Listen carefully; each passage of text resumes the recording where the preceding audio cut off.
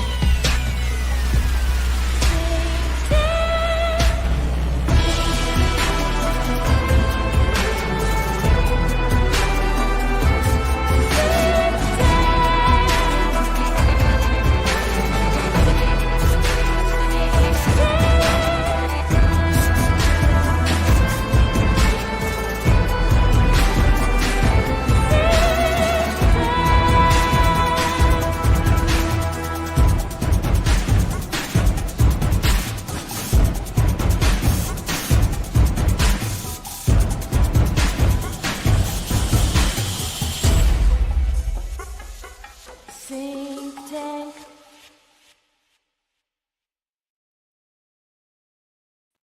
What do you think? Do you think that like there's a place near Antarctica or maybe in Antarctica that's like this, like maybe in Argentina somewhere where like Jim Morrison and Steve Jobs are just hanging out, you know, kind of like. The thing is though, like that picture, like there again, this has to be like Death Becomes Her, that they had the potion, you know, otherwise what the hell? Come on. And look, Jim lost weight. That's good for him. I'm glad I didn't even have to suggest it. Right. I feel like the diet in Antarctica, or at least in South Argentina and Bariloche, right? Like it seems like it's conducive to a healthy lifestyle. You know, it's organic. Can you be Fruitopian in Antarctica? I imagine if you're Steve Jobs, you can continue, right? I like this idea. That's all I'm saying. It doesn't need to be that, you know, Elvis is dead, right? He could have just went home. I wanted to ask you at one point, actually, I was going to ask you if you could do an AI image of Jim Morrison, John Lennon on the right and left hand of Jesus Christ, because of the, you know, James and John were the two disciples who asked to be at his right and left side.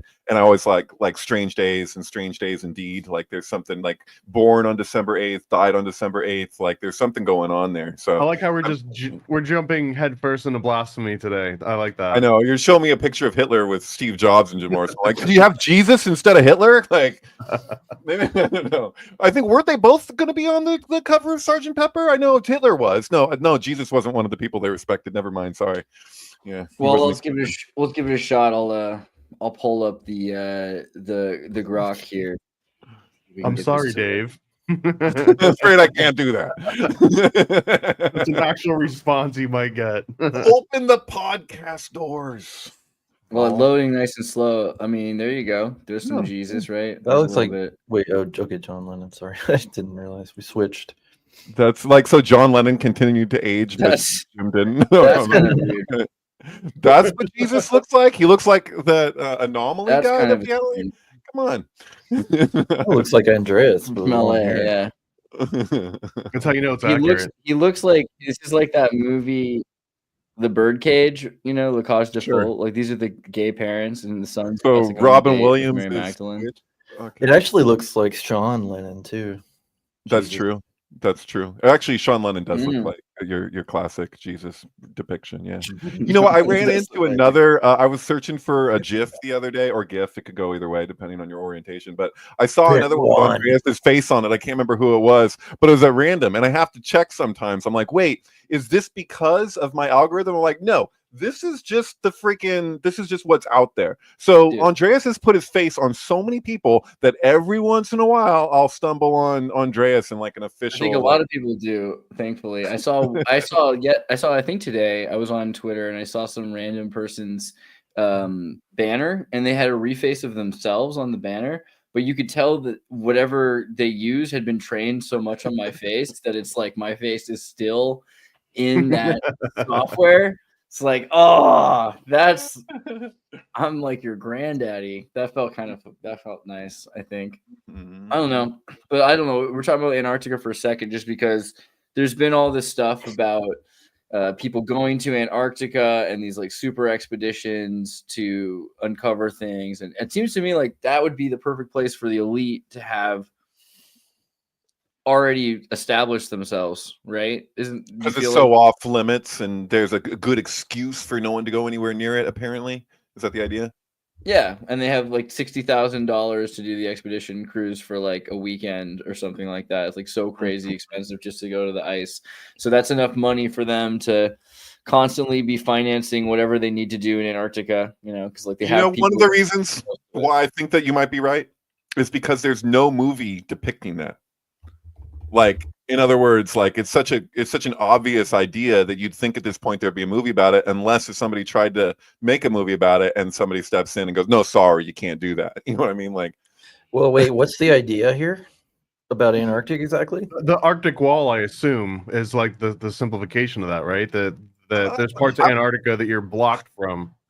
Yeah, and I think the place where people tend to go to, like, this feels like that's like the straw man manipulation, is to just make this all about flat Earth. Like, why won't they let us near? Because that's the edge of the Earth. Like, what a straw man! Like, obviously, like what kind of bases or whatever they have over there, like. What was the plot to Alien versus Predator again? Isn't it like that they have to go to Antarctica?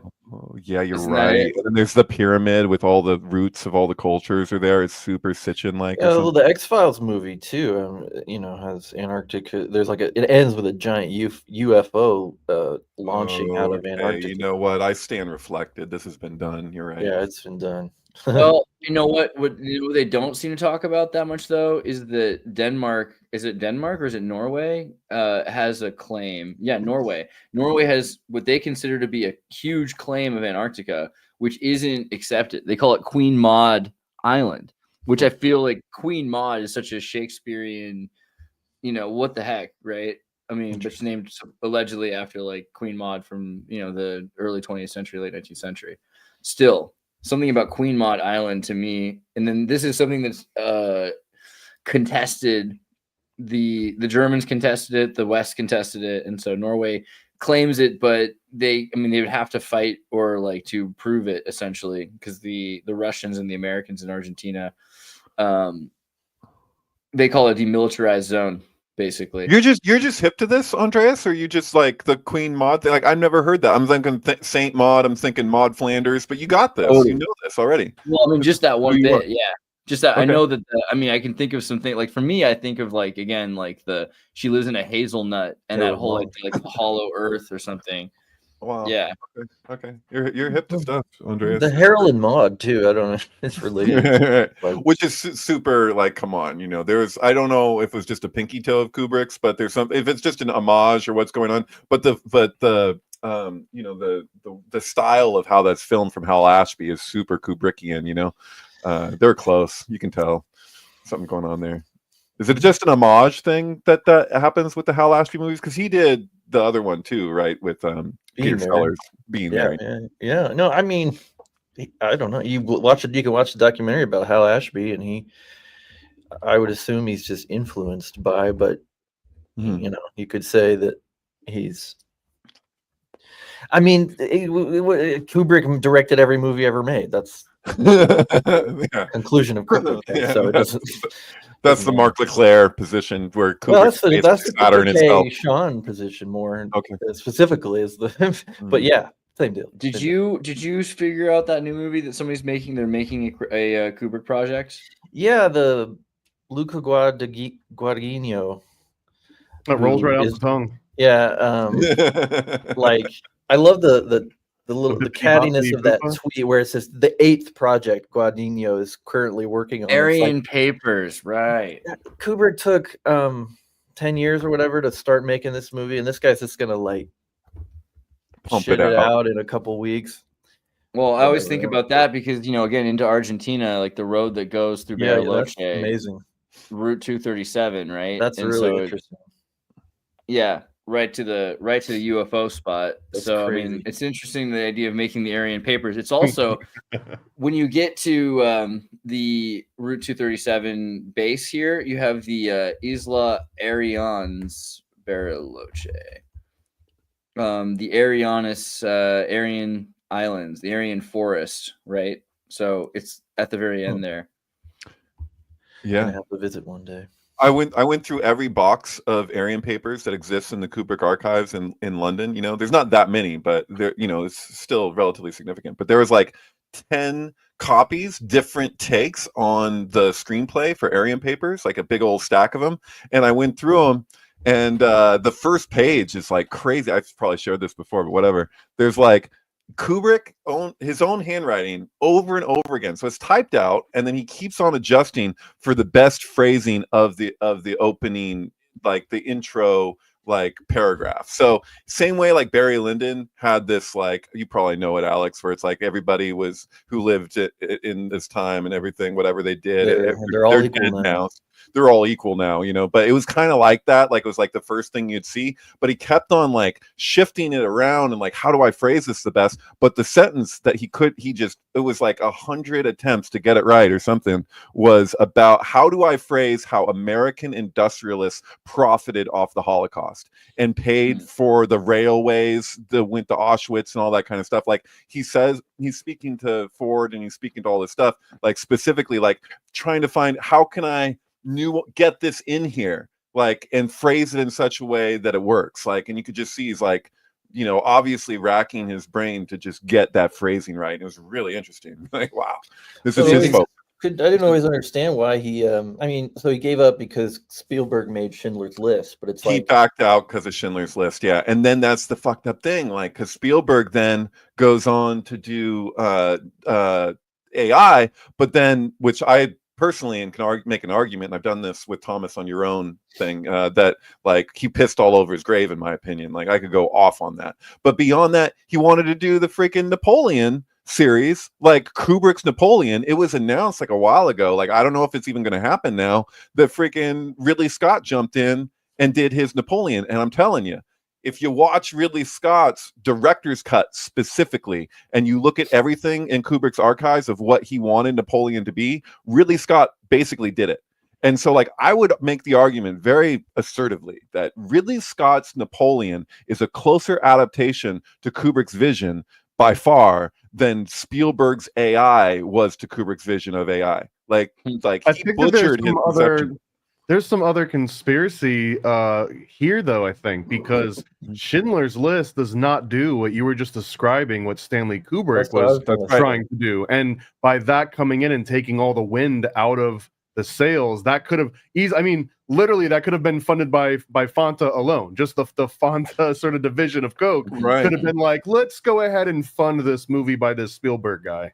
Right. And then Spielberg approached Lars von Trier to do a Holocaust film after Lars von Trier did the what's the train one where the train derails or whatever. Do you know what I'm talking about? Like Europa. So Lars von Trier did Europa, and then Spielberg approached him to do a Holocaust movie, and he told him to go screw himself, like Lars von Trier did. He was like, I don't want any part of what it is that you want. And at that time, Lars von Trier believed that he was Jewish, until it was years later that he found out that his father was actually a Nazi. He thought he was Jewish at the time, and told Spielberg to go go away. Did he come to peace with it after he found out his real lineage? Did he call him back and he's like, hey, that project that you were talking actually about. You know what, I might want to get in on this. He's like, why do you think we've selected you in your life to be who you are? I don't know. But at that point, Spielberg had moved on after Amistad and all of that. He was wanting to do other culture war movies. But yeah, anyway, I don't know. I watched Johnny Quest recently. You know, Eddie's show that he worked on, Real Adventures of Johnny Quest, Real Adventures. And they have the episode where they go to Antarctica and they have a hollow earth sort of place. New? Or is this the old cartoon? 96, right? Because there's Johnny Quest from the 60s, and then there's Real Adventure of Johnny Quest. I'm just trying to figure this is the one I watched when I was a kid, because I hope you did. This is the one where they had a neural link and Kundalini meditation hybrid, where the CIA's daughter guy, Bannon, is in love with the son of the phenomenologist, right? The Dr. Quest is a phenomenologist. He studies. Is that Trudeau right there? No, sorry. Oh my god! But that kid teaches them. He teaches them how to do meditation, and they have this like headset, this like virtual headset. I should have safe search on just in case. I don't know what's going to happen with Johnny Quest. right.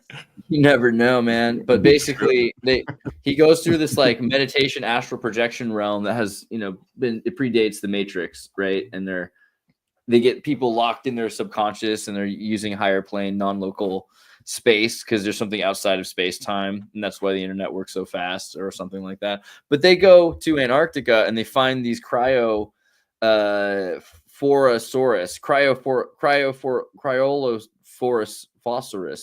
cryolophosphorus, whatever. It's like a giant bird they're pretending to be a lizard, but they've shown it has feathers. No, was that Wonka Wash spelled backwards? No, I'm just kidding. I'm sorry. Right, dude. I was thinking about how Wonka killed so many kids. It was crazy, if you think about it. Wonka, yeah. Dude. Willy Wonka murders. Gobstoppers are people. Dude, he blows up that little girl. He wanted to kill the blonde kid with the propeller. He's trying to kill him with the grandfather and the propeller thing, and he burns that girl alive because she wanted the golden egg so fast. Dude, he doesn't kill Mike. He just drops him from like a perspectively high distance into a purse. It's like 200 meters proportionally. I mean, he would probably break all the bones in his body as he falls, but he's probably not dead. He probably just has a broken neck. And I just want to say, the mom you want to look at Alex's Substack, that one especially. Like, I haven't looked at your most recent one. I apologize, I need to read that. But that Substack with the Elon Musk Wonka connection stuff. Purple Rain, phenomenal connections. Yeah. Thank you. It's behind my paywall at the moment, but yeah, that is like my my favorite thing that I've done so far. So it's really, I was just thinking of it earlier because we were talking about Lars von Trier, and that day that he announced that he was a Nazi or whatever. As he was promoting Melancholia, that like figured into that. Did you hear Wonka Matrix? Ryan Long's joke? It's like, well, I heard that Space Hitler stopped sucking Netanyahu's dick just long enough to make sure that you knew he was a Nazi, and it was just like, I mean, well, too true. Sorry, we keep going. You were saying, well, no, I mean, no, but. Yeah, no, that was Film Festival.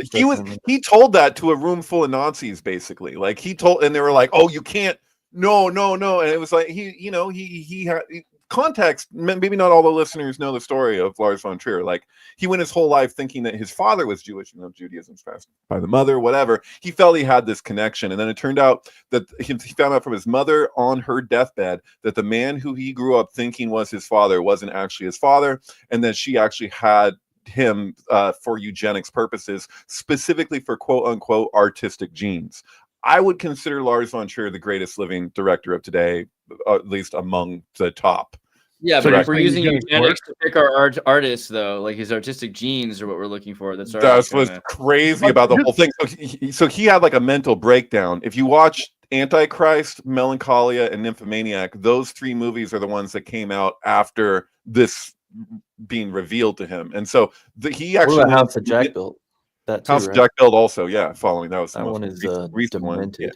Can we consider that though, that instead of breeding super soldiers, we breed super artists? Like, we use eugenics to do the exact opposite that Germany was using it for?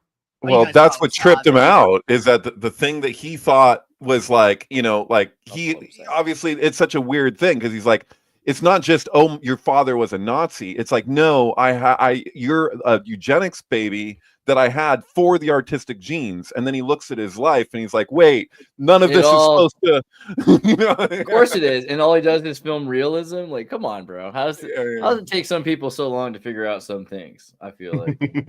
I just imagine a Quantum Leap episode. He's just like, oh my God, my dad's a Nazi. Right. It's, Well, no, he it's was trying like to fit in. Dark Crystal. It's like Dark Crystal, where the dude, like, at his end of his life, he dies and he explains to you who you are. You're the chosen one, and what it meant for them to make you. Yeah, it's right? it's an Like, identity really? crisis, dude. Because he's just like he's been trying to fit in with these people like Spielberg for so many years, and he's never quite felt like he's really included somehow. But and Kabbalah too. Like if you look at his films, like he encodes all this stuff, and then it's like he was like identifying with something. And he's like, wait, who am I? What am I? So he comes out at Cannes and says what he thinks, which is unacceptable. And then he did like an apology video, but the apology video is like just made it that much worse. Like he just kept on digging himself deeper into it. And he's like, but it's funny too. It's funny, you know, he's being funny. It's hilarious. Like it's laugh out loud if you watch it. And Kirsten Dunst, like as she's sitting next to him, you can see just how uncomfortable she is. She's just like, just stop. Like it's just ruining her image. She doesn't want to. Like, I'm still trying to get like a Disney voiceover here. Let's calm down. They're trying to promote a movie that they just put all this work into, and she's just like, would you just stop? And then you look at Charlotte Gainsbourg on the other side, and she's just totally cool about it. She just thinks it's hilarious, you know, because she's got, you know, that's the daughter of Serge. Like she knows that she can stand firm and no one's gonna be able to say anything to her. But Kirsten Dunst is like, I have something to protect here, so you can see the distinction. So it's interesting. It's almost like the two sides, you know, like he's in the center being so edgy, and then you see the person who's cool with it and the person who's like freaked out about it. It's pretty funny. Perfect, you know, contrast. I just dropped it in the chat. The thing that I found that regarded that day.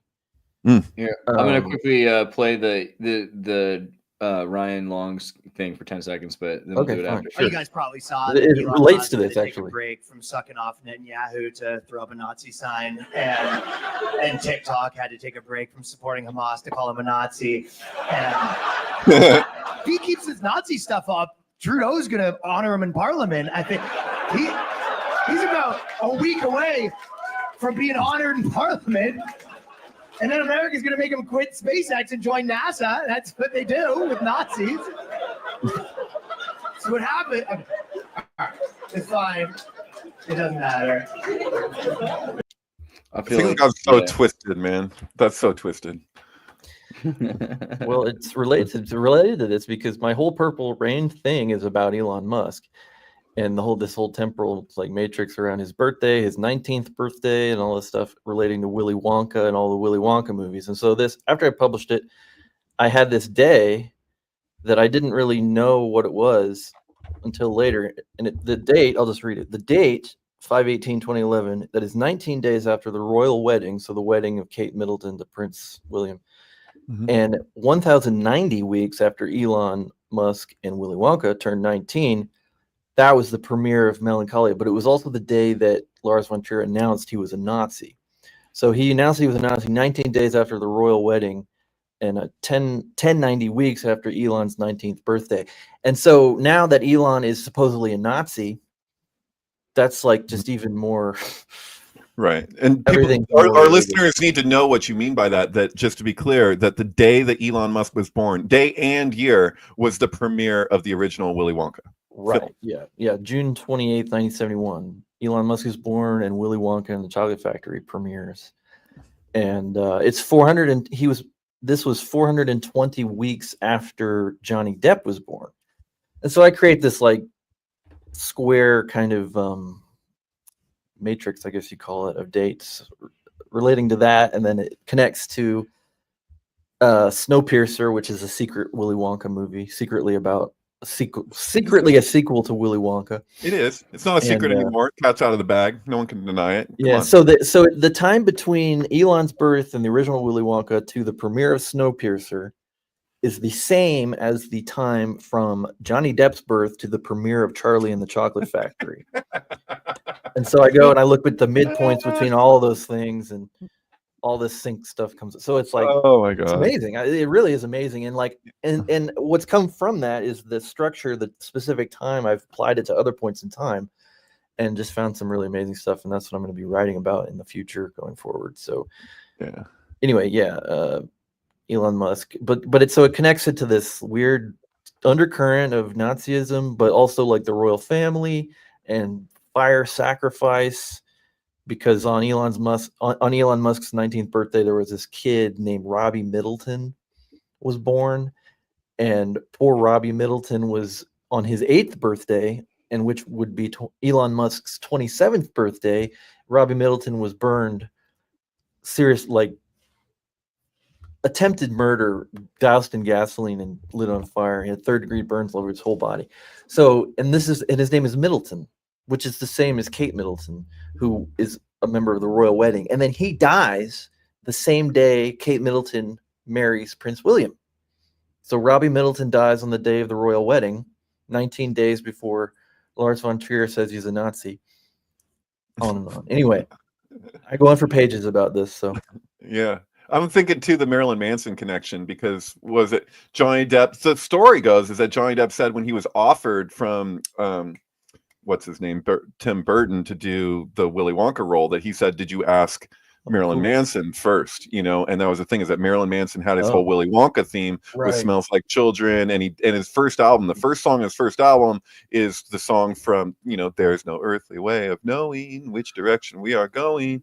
And then, so that's actually a perfect sync. I need to upload it again, like, because it used to be on my old Vimeo. I need to Portrait of an American Family syncs amazingly well with the original Willy Wonka. And and then what's the thing that Elon Musk and Evan Rachel Wood, or is it Amber Heard? How does this work? What is the connection? Amber Heard he had a child with Amber Heard through the Elon Musk didn't have he had a child with Amber Heard? I didn't know. No, allegedly.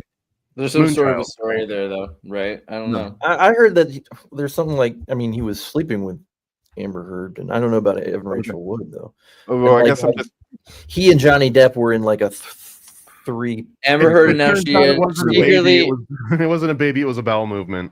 Amber Heard announced she had secretly welcomed a baby girl, Unagi Page, through surrogate, insisting she's both the mom and the dad to the child. Okay. That's actually some Elon Musk sort of claim.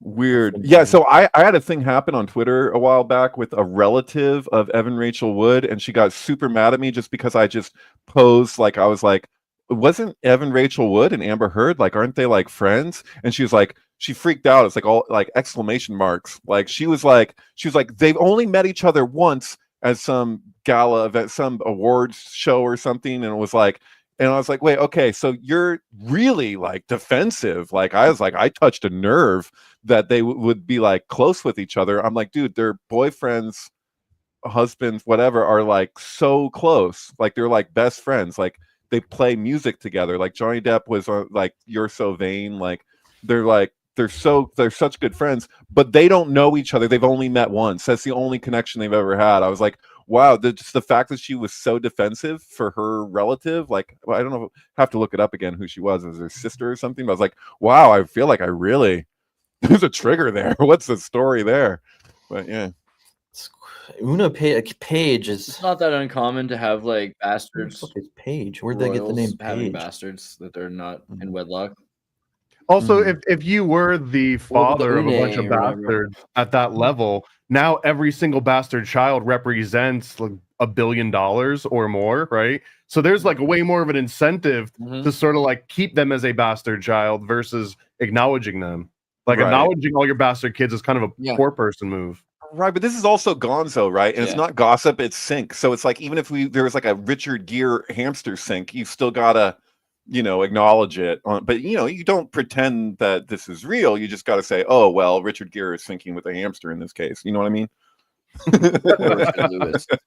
Also, I mean, yeah, because I mean that's I already had articles open about people being lit on fire and self-immolation. I was thinking of the Czech Republic and this dude Polak who burned himself in front of the Czech embassy because he was so worried in Prague, about the future during the Velvet Revolution.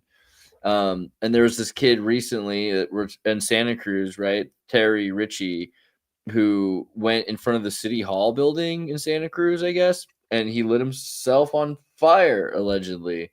And now there's like a watch visual, hundreds are marching in honor of the Santa Cruz activist who lit himself on fire.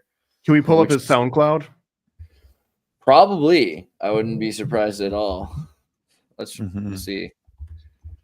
Well, we're coming up on February 7th, which is this day I've been pinpointing in advance is for some reason. And one of the reasons is it's 42 weeks since the Maxwell Azzarello self-immolation, which occurred last year. Actually, that one occurred the same day that Taylor Swift released her Tortured Poets Department album. I was kind of like, oh, maybe that was like there's a hypnotic trigger in there or something. The self-immolation, I wonder, is that a workaround for the taboo of exiting life early without saying the S word? But like that's an ultimate taboo in nearly every religion, aside from maybe like the Cathars, when they've got like something called Endora, which is a very complicated topic. But it seems that every single spiritual, like, religious movement sees that as an ultimate taboo. But is self-immolation like a cheat code? Like, are you allowed to immolate it for a greater good? I have a question. Like, you brought up the Taylor Swift album. Like, immediately I'm thinking, if I hear that name, like most people, I'm thinking of Dead Poet Society, right? So like, and I haven't seen Dead Poet Society in a bit. I feel like Andreas, you've probably seen it like last week. But I feel like with the kid, doesn't he die at the end? Like, doesn't he take his own life? Yeah, and isn't there like a weird Greek Totally. play thing happening or something where it's like Totally. like I'm trying to remember. worm. It's Shakespeare, right? Worms. They're doing Shakespeare. Is that what's happening? I'm trying to remember it. Isn't he Puck? I think he's Puck in Midsummer Puck. Night's Dream. He's playing Puck in Midsummer. Yeah, totally. Which is like From Real World? Sorry, that was a bad shoehorn. It was Puck, right? That was his name, wasn't it? You're ringing a bell. It's been a while, but yeah. Yeah. I don't know. It felt applicable. Like departments. Yeah, you were making a connection with that album. Shit. Yeah. I have a lot. It's weird to have people lighting themselves on fire. I don't know what to do with it. The Chinese government was just giving the monks TVs, right, to try and stop them from doing that. Wasn't that how it worked? I think we should arrest these people that do this. This is unacceptable in society. He did this. Norman Morrison, though, right? That guy is Norman Morrison. I actually have some stuff about him in an unpublished piece about. I think I've talked on here before about how I've gone to the 1960s, the decades, and divided up by 237 days. Started January 1st, go 237 days. Look what happened. Another 237 days. Look what happened, etc. To the end of the decade. And you find some amazing things, like the assassination of JFK is on there. Mm-hmm. But one of the other things is the day that Norman Morrison lit himself on fire outside of Donald Rumsfeld's office. Right. And yeah, so there's some more there, but I can't exactly remember it. So, but he's been on my radar before. So it is kind of a sinky, like, action. It's kind of like plane crashes and things. Like, these are really notable, kind of rare events. But I feel like he lit himself on fire outside of Vice President Ford's office, right? It was like it wasn't Rumsfeld. It wasn't Rumsfeld. It was the what's his name? Kennedy's guy, McNamara, Robert Strange McNamara. So he's like he's a Robert, Plan RR for Robert. He's a Strange, Dr. Strangelove, which is what Plan RR is from. Mm-hmm. And sets himself on. Well, anyway, that's Plan R. Did you? I don't want to capitalize on tragedy, but I do want to point out that I've got these sweet self-immolation zone keep back 50 feet stickers. Nice. That you won't find anywhere else. So just in case you're aware of something going down, or maybe this is the statement you want to make, this is a way to keep other people safe around you. Just until the last moment. That's pretty cool. Well, if it just said not self-immolation, but just immolation, then it could really be appropriate for New York subways. Just that goes around. The jury's still out on that. We don't know if that was a political statement or not yet. So what about, if you don't mind? Well, I want to talk about my prediction, which I made on January 1st. The fortunization. What now? Wait, keep going. Sorry. So, well, I just made I'll drop it in the thing. It's my.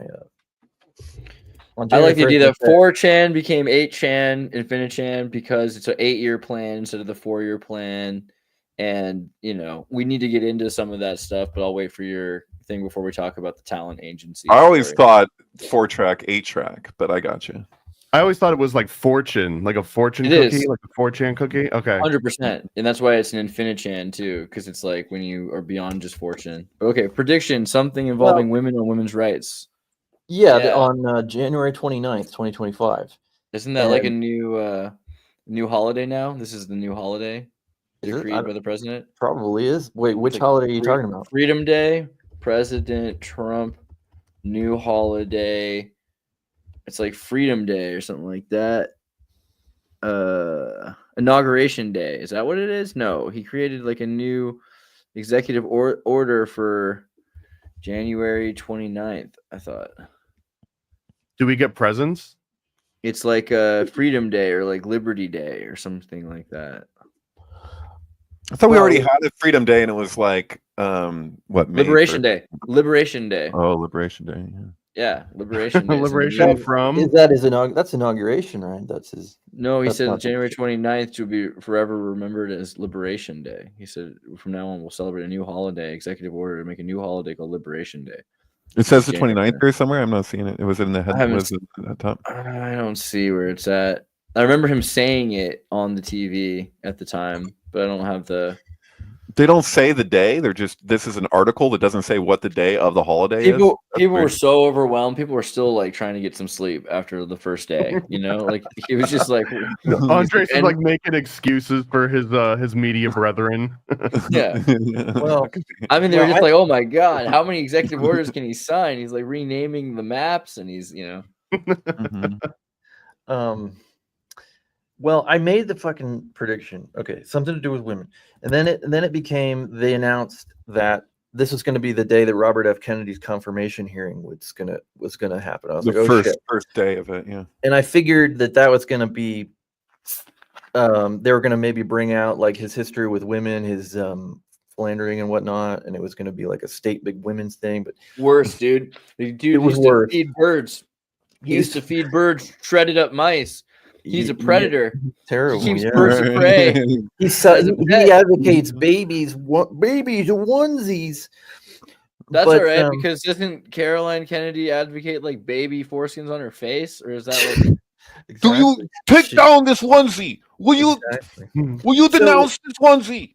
So that whole thing happened, but then the God. flight 5342 happened. So the Black Hawk helicopter piloted by like 3 female officers or whatever, allegedly. Is that true? Do we know? Because I know That's what they okay. said. That's All what they've been saying. That's the narrative, that these were women pilots. This is a DEI sort of situation. But did Which you is guys bullshit. It's saw bullshit, the video, the official video from for that specific Black Hawk helicopter that came out like I think like a month or something before the inauguration, that like they're bragging. It's like an official military video bragging about how they can run them remotely. I'm not saying like that there was no one in it. I'm saying like it looks like they could easily have, and according to their own admission, they could override the helicopter to direct it however they wanted. And then Why would you not? Probably the plane too. I mean, the video is. I don't know what happened there. I mean, I'm sure. Yeah, I don't know. It seems pretty straightforward. The When you point love video, there's like 10 videos of it just like zooming directly towards the plane and like exploding. Yeah, I know. No, I know. It's just like Well, it's just amazing. How it just like it just story? happens and drops just like Mhm. immediately. So anyway, What the about- point is, what- the conspiracy that Obama, it came from Langley, right? This is the origination of the flight. And what do you hear about the story that Obama was on the helicopter, right? oh god, Come on, that's I the didn't know best that. one. I didn't hear that. That's You the know what? best He one. I controlled did not hear Biden's presidency remotely. He could have controlled the helicopter. I don't know. I also like that this was a DEI trial by fire. Mm, Yeah. mhm. Well, Black Hawk Tua. okay, so Down regardless syndrome. regardless of Black the Down specifics of the thing, I want to talk about my prediction, because my prediction is like it's just I want to talk about it because it's the most successful one I think I've ever had, of like Okay. pointing out a day and then like No, having you've it had some respond. successful Maybe predictions. I mean, I disagree. have, but this Go- is go one of the go. best. Like Okay. so, women. Okay, Predator. No, Caroline it Kennedy was called 42, predator. it was 42 weeks out from the death of O.J. Simpson. So the death of a predator or whatever, and So just A all this hero. stuff was playing out. And then what was my thought? Where the fuck was I going to go with this? Nicole's 153 plus 1900 weeks old. Midpoint from tomorrow's RFK hearing was JFK's 88th birthday. When we hit 88 miles an hour, you're going to see some serious. Yeah. Big day for Elizabeth Warren. Oh, you want to go back? Go back further down here? Okay. Interesting. Trump was born one day after. I'm trying to remember. Okay, it ties back to my Willy Wonka thing, because the reason I pinpointed this day is because of actually I applied that day I applied that same structure to the birth of Timothy Chalamet, who plays Wonka, the new Wonka.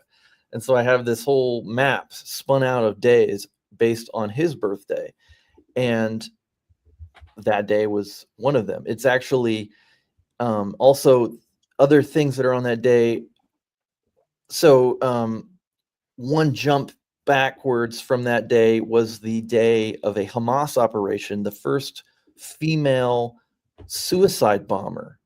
1098 weeks before January 29th.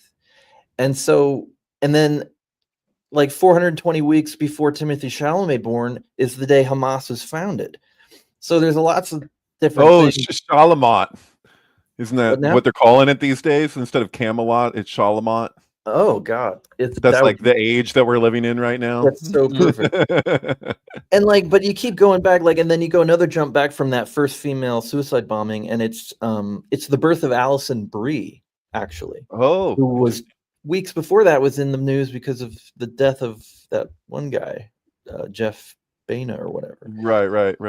But then another jump backwards, and it's JFK signs Executive Order 10980, President's Commission on the Status of Women. And I'm saying 1098 is the number of weeks that you jump, each jump is, and this executive order is 10980. So I don't know if this is making much sense to anybody because they can't see my map, but they're pushing back the women's right thing that got passed initially, so it had one stage, but for the like women's spaces and men competing in women's sports and all of that, which is strange because it's actually, like, generally speaking, there's supposed to be like a bipartisan agreement on that issue at this point, but there's just delaying it. So I don't know what's going on there exactly. But even the DEI stuff that's been happening, I mean, you're talking about, like, I mean, what you're connecting us to on this day isn't just something of significance is going to happen on this day. At that point, when you first said it, there was no announcement that was going to be the first day of Kennedy's hearing. It was weeks in advance. So, and it was like kicking off Timothy Chalamet, who is just everywhere right now because of Dylan, and and Dune, two girls at the same time, or whatever was going on. I mean, yeah. I mean, the Dune films. Zendaya and Luca Guadagnino, the challengers with the Zendaya and the whatever. So you're talking. Okay, so I have this structure of dates set up. Like I did the same thing with Willy Wonka. Boom, boom, Willy Wonka. And this one, it's like similar thing, just like very potent. Oh, Heath Ledger is also on this map. Heath Ledger's death. It's like all these very potent things, and boom, 1/29/2025. I saw it coming. What's going to happen? All this shit happens, but especially a mid-air collision, like the first plane crash on American soil in like 15, 20 years or something. And like, that's a really rare thing, a mid-air collision. So I'm just like, yeah, this is for real. I'm sorry, I object, like, to the whole thing of like the return of JFK Jr. Like, I feel like that's happening, but it's not happening in the direct way. Like, it's happening in a synchronistic way. So it's like keeping in mind all the sync factors around that. Like the day and year that JFK Jr. died in the plane crash was the day and year of the release of Eyes Wide Shut, which was a year to the day before the infiltration of Bohemian Grove by Alex Jones, which was on the anniversary of the Apollo 11 launch, which we obviously connect to Kubrick for a variety of reasons. I mean, that's Cape Kennedy, right? Like that's what July 16th, 1999 was the day and year that that John F. Kennedy, oh, it's in front of me, that John F. Kennedy Jr. died. That's Eyes Wide Shut. Like every single, like, it's so layered. Yeah. Well, David, you're sort of the idea, but also the Batman. There's also the Batman really quickly, because the idea that, you know, Blaine in the Batman movie where they like pull apart the plane and they leave the plane very dramatically while crashing the plane. That's kind of a dramatized version of what had to happen to JFK Jr. if he survived the plane crash, which is the whole Q conspiracy, right? And everyone seems to point to. And I wonder if RFK Jr. can just be the proxy in that sort of Q sort of prediction. But you being like the FK expert, I think, at least RFK expert, what would you see in a JFK Jr. at the same like political level versus RFK Jr.? Like what, like? It's deeper than that. I feel like the Kennedys themselves have like, they have a trajectory that's all like has an ultimate aim of transparency, disclosure, like just like, and breaking up the corporate capture of America. Like we saw the beginnings of that when really that was really starting with JFK.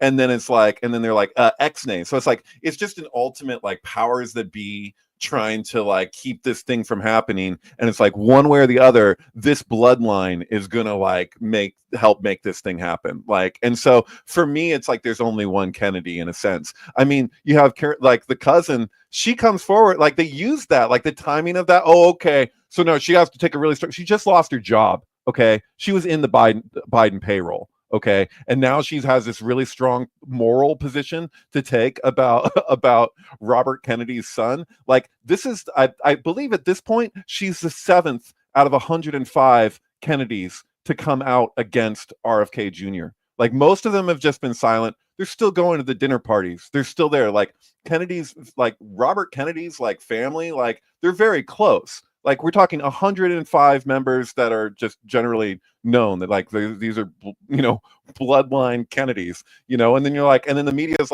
like how many times did I come across that on social media where they go, oh, his whole family's against him. I'm like, yeah, at that point when they were saying it initially, it's like, okay, so you got what, five out of 105, and then it's like, okay, we got 6. Oh, now we got 7 at this point. I'm like, okay, I'm not. But basically, they still go to the same holiday gatherings because who else makes a turducken with whale and bear in the same dish, right? Exactly.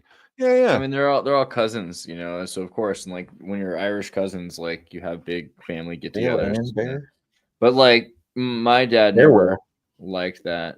Okay, Stolen Identity, Unveiling the Real John Kennedy Jr. by John F. Kennedy. This is a book that purports that the real John F. Kennedy was replaced by a body double in a scheme to embezzle billions of Kennedy dollars for organized crime at the age of 9.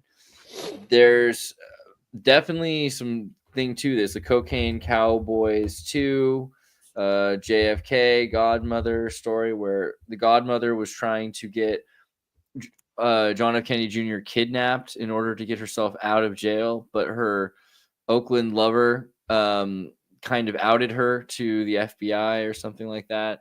So there was, you know, something happened, but the CIA and the cocaine cartels were working to actually kidnap JFK Jr. pretty early on. And JFK Jr. Cocaine Bear? Not quite. Well, the government might be, but there's also there's a connection there. JFK Jr. There certainly is, right, with the government smuggling. But JFK Jr. was dating Daryl Hannah, right? And Daryl Hannah was a victim of near human trafficking, right? Where she was in that Las Vegas bathroom, and she had to sneak out of a window because they were about to be put on a plane and sent away to like Saudi Arabia or something. Daryl Hannah? Yeah, Daryl Hannah. And then ended up with Neil Young, who can't share a platform because Joe Rogan's on it, but is fine with sharing a platform with Glenn Beck. Is that the same Daryl Hannah? Okay, just making sure. Yeah, nearly. Splash. You know what's funny too is that that was that Ron Howard's first directorial debut? feel like it wasn't it his first, because he did Apollo 13 with Tom Hanks. He did did Splash with Cocoon. Tom That Hanks, was which is 95. obviously about the Saudi star issue connecting with anyway. I think But Cocoon is his first movie. He's got was it? Grand Theft Okay. Auto, Night Shift, Splash, then Cocoon. Okay, well, anyway, you know that Ron Howard did he was the narrator for the Funny or Die Trump movie, The Art of the Deal, with Johnny Depp playing Donald Trump. But then he also directed Hillbilly Elegy, which Hollywood is pretending never happened. Like they it's the best double feature with The Apprentice movie, I'm telling you. I just But watched Ron Howard's In the Heart of the Sea, which is a whale. It's about it's Moby Dick, basically. Really? Oh, I need to look into that. And, I mean, and he did Hillbilly Elegy for the vice president, right? They don't, and like, dude, everybody Yeah. involved too. Like, what's her name? Glenn Close to Glenn Close for comfort. She's freaking out right now. She's a total mess. Like, she thought she's gonna get an Oscar for that one. You can tell. You know, she was. But she got something even better. Right? She got something even better. Yeah. And so that movie is kind of like the elephant in the room for Hollywood right now with JD Vance. Like, that's his story. Like, that's like, and it's kind of a tearjerker, and you're like, oh my God. And you notice something? There's something weird going on with you remember, like, there used to be all these middle class movies, like the Steven Spielberg movies, where like it was just very common to like represent the middle class in film. Now, almost, for just generally speaking, most movies are upper class, and if they're not upper class, they're lower class. You can see they're specifically trying to make some kind of statement about the lower class now. Like, there's almost no middle class movies. What is Yeah. it? Seems like like the Crash of 29. it seems like the reason for that, in all likelihood, is just that there's not as many filmmakers that are coming up from the middle class. Like, they're starting out rich, and so this is the type of movie. That's my guess, and I'm not the only. That's definitely a huge part of it. I think also escapism. Like, more people are probably interested in escapism than ever before. So it's less about rich people trying to see what it's like to live in a poor, but safely see what it's like to live in a poor world. It's more like also just like pragmatically though, like from a practical standpoint, a small house with low ceilings and bad lighting isn't always the best example. And also, it's like the same sort of rule where you see lots and lots of cop shows versus almost any other genre, and that's because police represent a certain role in society where they can go into a laundromat and then a nightclub and then, like, you know, a science lab. Like, they have this weird authority to jump in and out of different industries and different classes.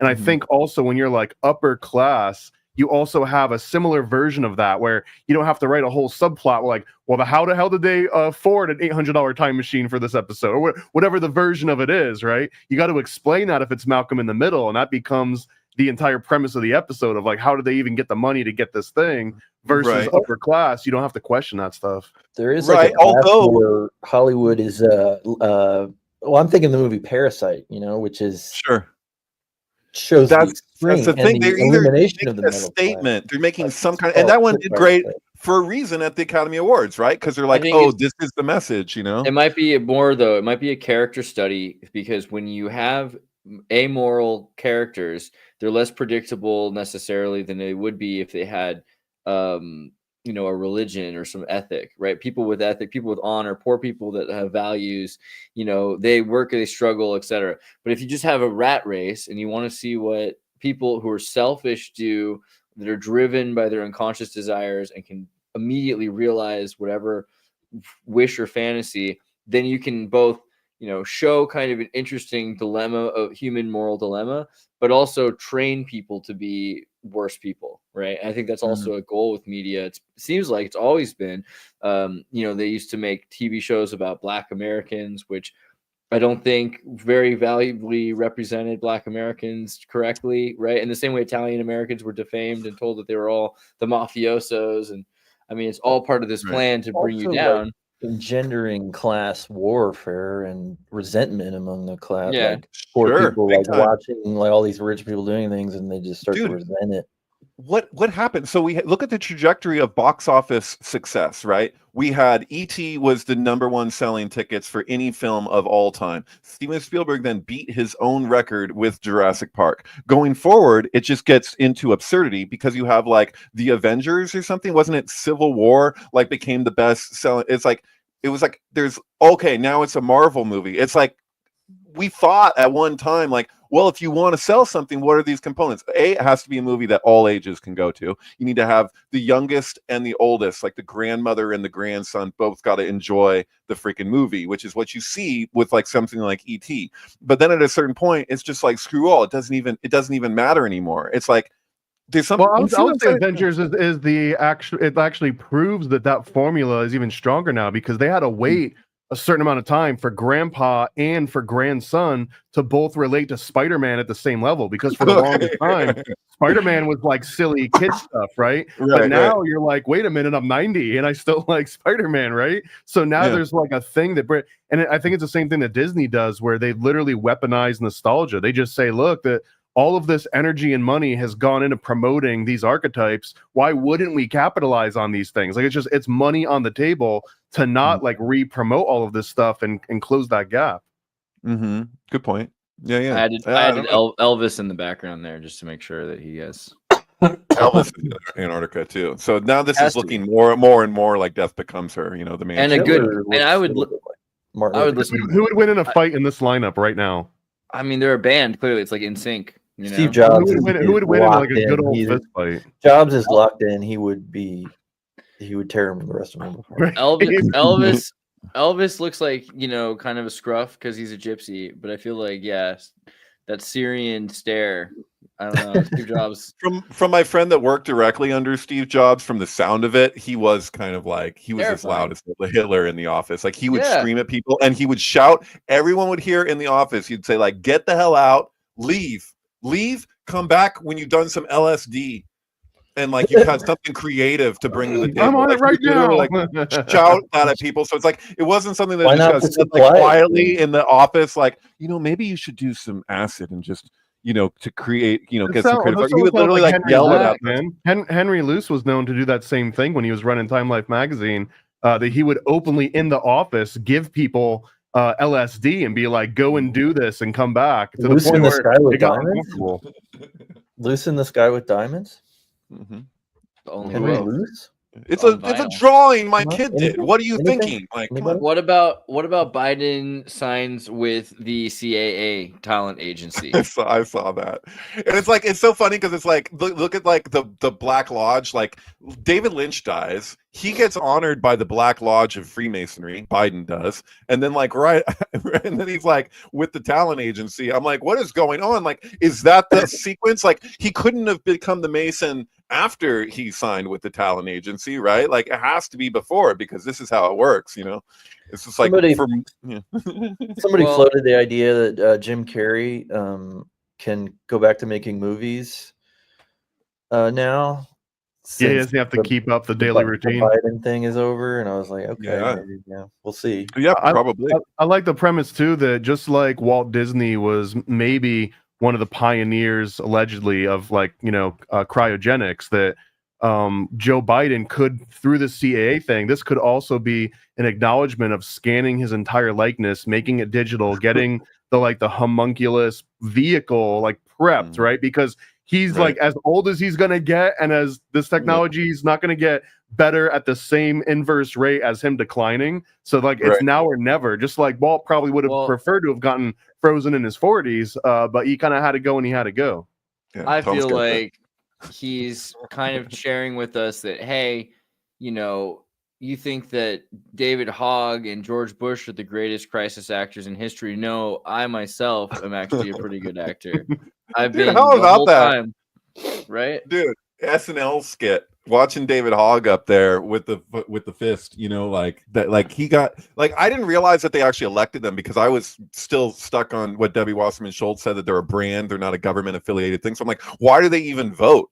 Like, but apparently they do. Did you see the voting thing? Like, oh my god, like Asmongold did this whole thing with showing the reaction to the DNC, and they're asking like how they're gonna vote and like what's going on. It's like so out of control. They're like, well, okay, what happens if we get like multiple people get zero? Do they get deselected, or do they get a second chance anyway? It's like, no, they got zero. That's what happens when they get 0, and they just continually are trying like. So that's assuming that that so few candidates get 0 that we can sustain 6 additional losses on top of that. What happens if we have 8 candidates who get 0 on this round? Do we have to eliminate those 6, or would they be eligible again on a subsequent round? Oh, you didn't have to play the sound. We got the hand person right here to tell us what. Right? Yeah. Thank you, DNC. Performing candidates in the next round. 2 men. Even the sign language lady is like, what? Yeah.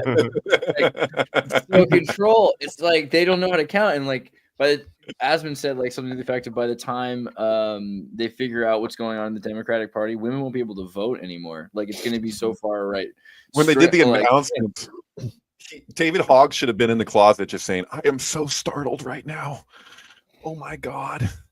I mean, it just David Hogg. I mean, it's weird. I don't want to be rude about his nose, but we can at least talk about his FBI dad, right? Like his you know, I'm sorry. I won't go easy on him with those like him having to recite his lines videos. It's too much, dude. Kevin Hogg is a former FBI agent who retired in 2014 and then took employment with Cubic as a private military defense contractor that specializes in performing crisis operations simulations. Cubic and military training exercises. You can check out cubic.com/defense to see where his father now works. You know, this is his whole thing. So obviously this is the guy you want running your DNC because of the anti-weapon in the hands of the civilian mentality. I don't even think that that's really what they're trying for. Honestly, I'm sorry. I feel like it's a type of controlled opposition that wants to give such an extreme reaction that we can't just get practical stuff.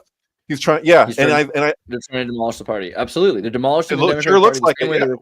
The Republican Party was demolished so that Trump could move in. Of course, you have to demolish the Democratic Party so they can move in the Dixiecrats. It might be an oxymoron, but if I was a reasonable Democrat, why would I want to support something that's going to be so destructive of the Democratic Party? Like, I think it you doesn't lost make half any the sense. audience when you said reasonable Democrat, but you know that's the problem. I said That's it might be an oxymoron, but just for theoretically, like it doesn't make any sense. Like I don't even. How is this even like? Why? Who thought that this is a good idea? Who actually wants the Democratic Party to even survive? Like that's my question. Isn't it clearly that they're trying to knock it down as far as they can knock it down? Because I remember the Republican Party during the fall of John McCain, when John McCain lost the election to Obama. What was the Republican GOP like? But it shambles. It was complete shambles. It was like you had like farmer Mormon boys from Iowa that were showing up all illusioned and confused. Right? Yeah. There was nothing left, and then that meant you could move in, and what that means is moving in lots and lots of your own money in order to get back control of, you know, the government, because you had a bunch of people dying out and then their kids weren't interested in it. And maybe that's what they're doing to the DNC now. They like hoard it to the point that there's nothing left. They sold the company. It's a brand, like they said. Well, hear me out. We're a little out of balance right now because what we don't have any pro-Masonic political party anymore, right? The anti-Masonic party and the Whigs and disillusioned Democrats kind of made up the new version of the Republican Party. So you've got anti-Masonry built into the crux of the Republican Party, but the Democratic Party is not pro-Masonic in any sort of way. So I think that like there's actually a very real thread here. What do you mean the Democratic Party are not pro-Masonic? That's nonsense. Yeah. Middle class blue Americans, while a lot of them have gone to the Trump supporters, there are still the college educated middle class blue or the white collar, like if you really want to call them that, people that are like in America, I mean, all across America that are Democrats that are still Masonic Baptist. I'm not saying no Democrats are Masonic. I'm just saying that the Democratic Party is not directly aligned with Masonry. A lot of Masonic lodges. I don't know about that. But the same way that the roots of the current Republican Party and the Whig Party come from they literally come from anti-Masonry. The Jacksonian Democrats were the fucking most Masonic party that ever there was in the United States. They, during the anti-Masonic hysteria, took over with Polk in 1844. I mean, could you find a more Masonic party than the Jacksonian Democrats? The Democrats were certainly a Masonic group, and their association with the KKK kind of proves that in a lot of ways, you know? Because they're following the lodge traditions in order to establish their voting halls. I mean, everything about it comes from Masonry. I don't know if that, I'm not saying that like they're the only Masons, but it's not. I wouldn't say the Republicans are more. I think the Republicans are maybe at this point more trad or something, and they've inherited Isn't the this laws. always the argument though that above the two parties is the Masons, or are we just out of that now? Or are we saying that's the Illuminati? I think it's I think it's usually the Jesuits at that point, right? Right. The whole thing with like who were the Freemasons before the Jesuit suppression? Nobody. Nobody cared about the Freemasons. They always say, "Oh, it's 4,000 years old," but really, it's like it's the 1700s, late 1600s. They start to become relevant because the Jesuits get kicked out of every country by the Vatican because they want to take their banks, they want to take their economy, they want to take their lands. So the Jesuits have to move in something, and so they're like, "Hey, here's a group that are not associated with the church," and it's so severed, like you can be excommunicated even for being a member. It's perfect to be controlled by the Jesuits. They come in waves too. Like you mentioned that, like right now we're at the like way beyond maybe even the tail end of the resurgence of Masonry in the 1800s. But before that, it went through a lull. It basically was like 1500s, and then it tapered out, and then it had a resurgence in the 1800s, and we're clearly at the tapering out phase. If not, like it's continuing to taper out. But it means that at this moment there is, it seems, the least amount of Masonic influence in national sort of elections and politics compared to 100 years or 200 years ago. I'm talking about American. I think we still see handshakes. I don't think that Trump is, I mean, he loves Apollo, right? He's all about the Apollyon and Abaddon, Antichrist symbolism, and I think he does do the Masonic handshakes, right? Isn't that kind of the point? I mean, I think that the handshakes are kind of silly. Like we don't need handshakes anymore. He doesn't even have an honorary position in Freemasonry like Obama did, right? I mean, there's no is there a connection there that like from a technical standpoint beyond like, oh, it's a handshake, or oh, he's got the Biden symbolism. just got it. Biden just got honorary Prince Hall Masonry, I think. That's what I was saying about the Black Lodge, but and in this case, it's not Lynch's Black Lodge; it's literally Black People Lodge, I guess. With Biden, there's never, according to if you ain't putting, I don't know. according to Grok, there's never been any evidence. He's never publicly acknowledged it. I mean, he never publicly acknowledged it, but he has been photographed wearing interpreted Masonic symbols. This would be the He's coolest thing ever. also been photographed with a yarmulke. Just imagine like a gaggle of Masons all decked out in their like aprons and stuff, and they just take pictures with like politicians, like kind of like photobombing, right? And once that picture exists, like you're screwed. Like you're like Maxwell used to do. She'd like photobomb, like, oh, if somebody's taking a picture, Maxwell would be like, oh, I'm with them. Trump's got ties to Scotland. Behind him. One thing that supports Thomas's contention about Freemasons, I think, is like just going on to Netflix and at least seeing how many documentaries about Freemasons there are, and just like everybody knows about Freemasonry, and kind of just like, hey, everybody, you know about Freemasonry? Want to see what kind of a good answer to say that they don't actually have any real power. They do the same thing with Scientology. I mean, like it's just it's intellectual property that you're not allowed to. Is it? It's more like, but that's more like we have secrets we own. Like you really secrets. These are evil. The Scientology is like an evil corporation, whereas the Freemasons are kind of just like a quaint. True. HBO really points the finger at them. I think there's a lot of people that are. But I don't know if Netflix does always. Well, yeah, I've been tripping out on HBO because they're the ones who keep putting out these documentaries that apparently they're totally allowed to spread whatever disinfo they want. Like that was what came up with what was it? Marilyn Manson's trial, where they're like, okay, so HBO made these claims, and then it's like, oh, Amber Heard isn't responsible for the claims that HBO makes. It's the same thing with the Michael Jackson Finding Neverland thing, where the guy was totally caught saying this thing happened at Neverland Ranch, but Neverland Ranch hadn't even gone under construction in the time frame when he said it existed, like when this thing happened. And there's like, oh, and you're like, wait, man. So we're not suing. The judge literally said, he's like, HBO is not on trial here. You are. You didn't make the claim. HBO. Take that up with HBO. It's like, what the hell is going on? Like, are they just allowed to do that because they got good lawyers? Is that how it works? Like, the only thing worse than SA is time travel combined with SA. That's even worse than the original report. Yeah. Oh, right. Yeah, totally. Why would you abuse time travel to do such a horrendous thing? That's disgusting. Right.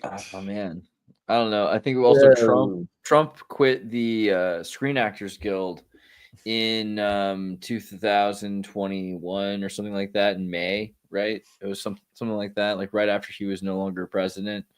So there, to me, it's interesting, this idea of Obama and Biden being part of this creative artists agency, and that they're going to, I mean, like Obama was involved with Netflix, and just how far we're going with who is what in this world. Would it be a net negative or net positive if Mel Gibson came in and he ended the Screen Actors Guild the same way that they're trying to end like Department of Education? Well, it's different, right? The Screen Actors Guild's a union. It's not the same as the Department of Education. Well, they're destroying it on their own, kind of. So, like, even like looking at the Academy Awards, like it all kind of like there's kind of like a weird symbolic thing happening. Like, is it going to go to Demi Moore for the substance, or is it going to go to the blue avatar lady for Amelia Perez? Like, in the juxtaposition of like, you know, of where we're at now, because like I lost all respect or just interest in the Academy Awards for the most part a couple times, but one thing in particular was with what was it, 12 Years a Slave? Is that what it's called? Like, whereas like there's all these people who are judging, who are like, these are the official people deciding who gets the Oscar together in their votes, and like the amount of them that admitted that they never watched the movie that they voted for, that they just voted for it because of its cultural significance. And you're like, wait, it's not even about if the movie was good anymore. Like, you brought up Parasite. I was surprised. I was like, yeah, that was a pretty good movie, but at the same time it's like, wow, this is still a cultural issue. This is why it gets the attention that it gets. And it's like, I feel like at one time they at least like try, like you can see it with horror movies. Like if you go through the history, like people will say now, oh, horror movies, the Oscars don't care about them. It's like, actually look at the history of horror movies that got Oscars, including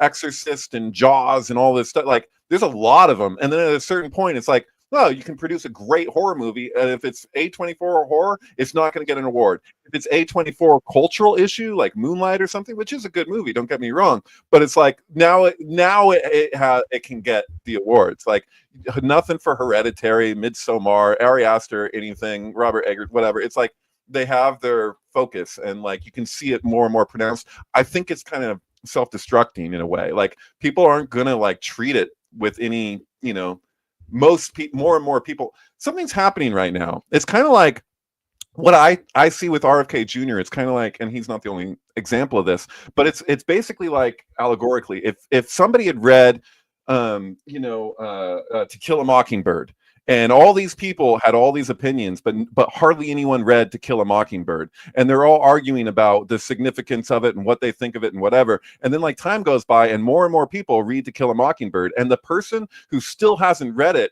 like down the line, when it's like 80% of the people around them have all read the book, and they have this really strong position that they've identified with and they've been holding on to, and they start embarrassing themselves because they keep talking to groups of people who have freaking read the book, and they keep looking worse and worse and worse, but they don't see how bad they look because they're still stuck in the time when most people hadn't read the book. So they keep saying the stuff that was really popular to say when other people hadn't read it, and they're like, they don't understand like what even it means to walk a mile in someone's shoes. They like have this other interpretation of it because they didn't read it in context, and they keep embarrassing themselves further and further, and double, triple, like they'll triple down on what it was that they said back when no one read the book, and then it reaches a crescendo, and it's like at a certain point, absolutely ridiculous. That's happening. Sorry. Have you? No, it's true. It's good. Have you seen Amelia Perez, the movie that's exactly what you're talking about? I started. I don't know what that is. And the thing is that it's a pet peeve of mine to take a position on something I haven't seen to its completeness. So I watched about 15 minutes of it. I'll watch the rest later to take a real stronger stance. I shouldn't say what I'm saying. It's actually I would be annoyed. The movie title Amelia Perez. Amelia Perez. It got 13 nominations. More nominations than like any movie in history. It's like the same amount as Gone with the Wind, but like it's crazy. No movies get 13 nominations. This is like the most popular president in history, right? Same energy. This movie's made less than $4 million, you know, at the box office. It's like a total flop. It has like a 0.2 rating out of 10 with an 80% critics score. The critics love it, apparently. I like the net. if we're going to talk about musicals, Annette, Sparks, the band Sparks, it had like 25 albums. Most people in the U.S., I don't think, are hip to them as much.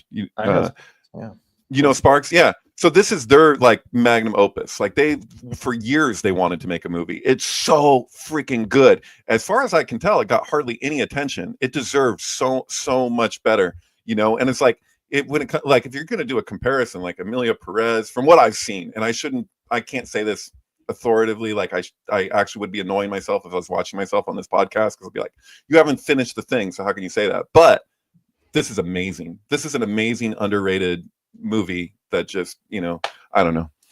So for me, I agree with everything except that you need to finish that movie. But it's all right if you want to finish Amelia Perez. For me, it was like Mrs. Doubtfire, but I still like Mrs. Doubtfire. Oh, did you see Amelia Perez in its completeness? Yeah. Okay. Yeah. Okay. Tell me what your thoughts. I mean, that's pretty much it. It's like it doesn't make a lot of sense. Near the ending, it's worse, but at the beginning, it's like, it's a Mrs. Doubtfire like plot where this like gangster has to get a sex change to hide their identity, and then they end up falling in love with their wife again as a woman without letting their wife know who they are. It's like the whole thing, and I don't know, it's not making any trans people I know happy, or like if any of the reviews of trans does anything make that's cute them happy? I like that one.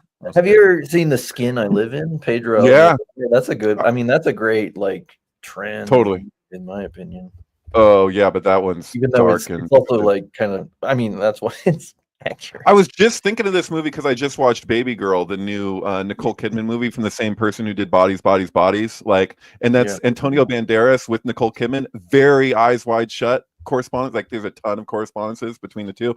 But I was like, it's almost like I kept on thinking of The Skin I Live In, and like merging it with Eyes Wide Shut is what that movie kind of felt like in certain ways. Interesting. And maybe a bit of Nymphomaniac or something, but yeah, I don't know. It's like 50 Shades of Grey. Neither of those are sexy. Secretary was sexy, you know what I mean? With Gyllenhaal and Maggie Gyllenhaal, Gyllenhaal, excuse me. But no, I don't know. It was trying to be something. I think it was a good movie, but I don't know. But yeah, The Skin I Live In is dark, man. That's like, it got a great ending too. Holy cow. I like Secretary, Maggie Gyllenhaal. That's fun. Yeah. It's hot. It's a hot movie. Whereas like 50 Shades of Grey, not so much. And neither was Baby Girl or whatever with Nicole Kidman. It's very juvenile. Yeah. 50 Shades of Grey has this sort of like, it comes off as Twilight fan fiction. I mean, wasn't that the one based on books that get sold at the grocery store? right. No, I guess. Is that where you buy Twilight at the grocery store? Maybe.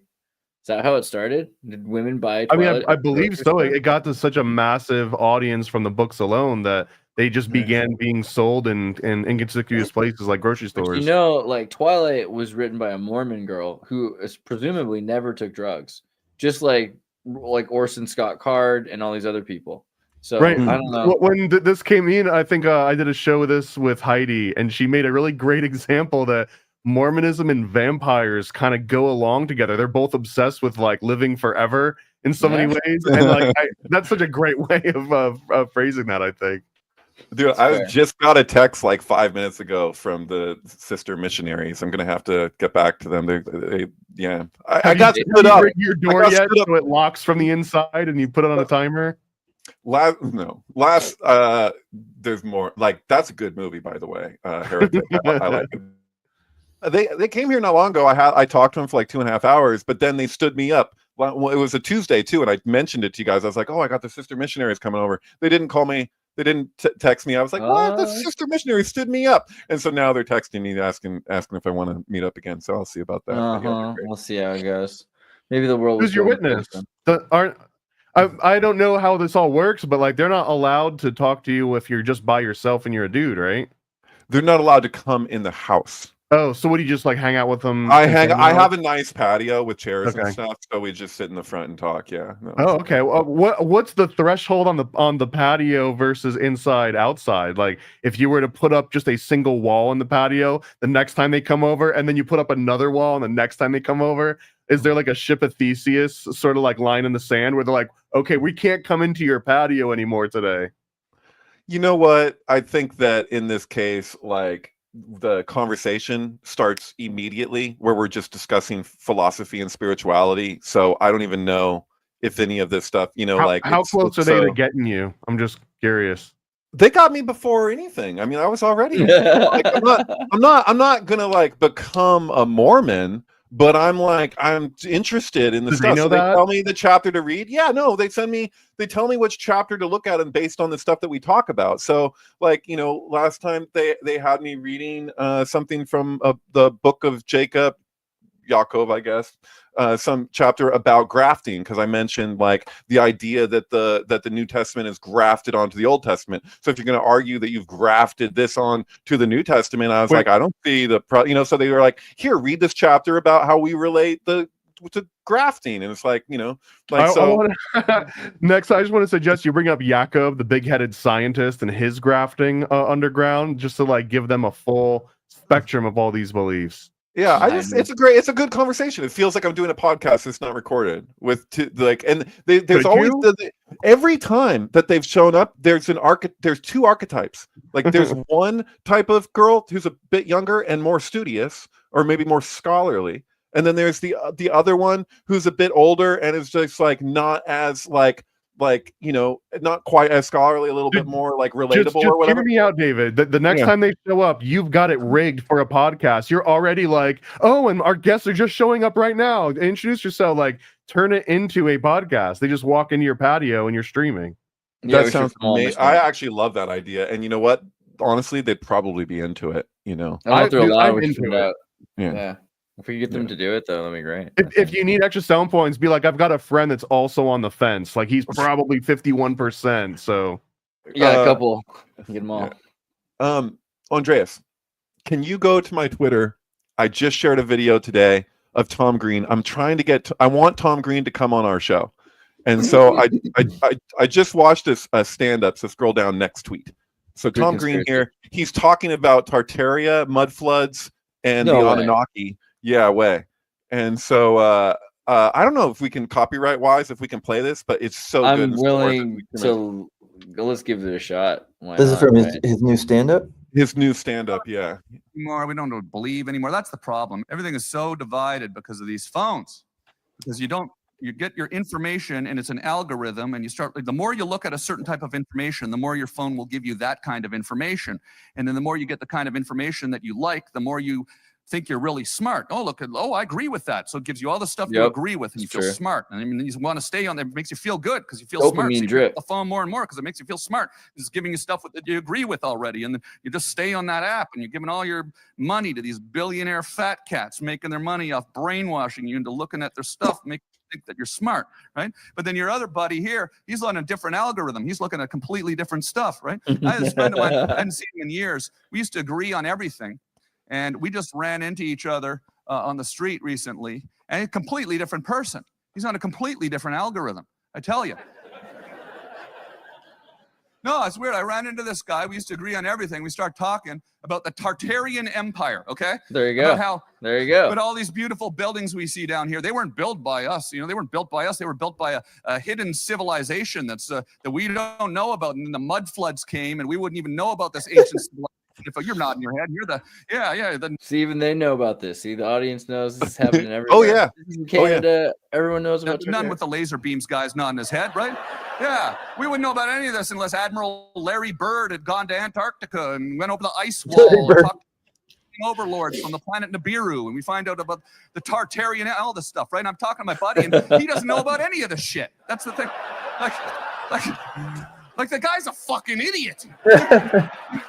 You don't know about the Tartarian Empire? Like, unbelievable. Doesn't know the melting point of steel. Doesn't know Building 7. I mean, the guy's a fucking idiot. Oh my god. You can stop. No joke. No punch. Masterful use of NLP spatial anchoring there too. The way that he delineated the difference between the two people, and then he kept going back to like the fringe area of the stage that he kind of like turned into like a magical circle. Sure. Yeah, interesting. Those Canadians and their magic circles. Yeah. Good job, Tom Green. So I That's tagged him. important. Hopefully he responds and we end up here with Tom Green. I think he would be down. I think he's like one of those type of people that's humble enough that he'd be like, oh, you got what, 1,000 people watching at a time? Sounds perfect. I'm there. Yeah, right. Seems like the right guy. I don't know. He's going to be in Minnesota sometime this year. I heard. Should look into that a bit. Yeah. Let me also wait. So, Paranoid American. Before I go on, like, do you want to like pull up? We should talk a bit about what you've been up to too.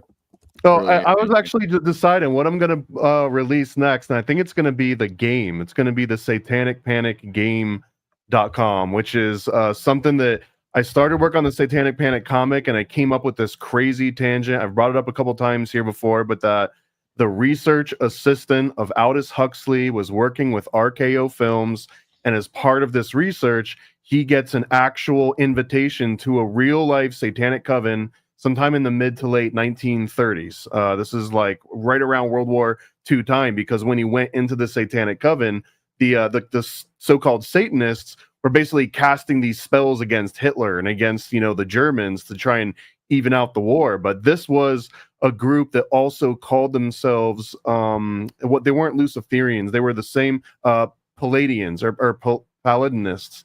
And it was basically something left over from Leo Taxel's original book about the mysteries of Freemasonry. And he claims that this character was really worshiping Baphomet, and they were doing these like Moloch rituals. And the direct relation here was that this real life carried over into the 1930s, where people were calling themselves this and worshiping like these dark lords. And then in the middle of this, this is the game.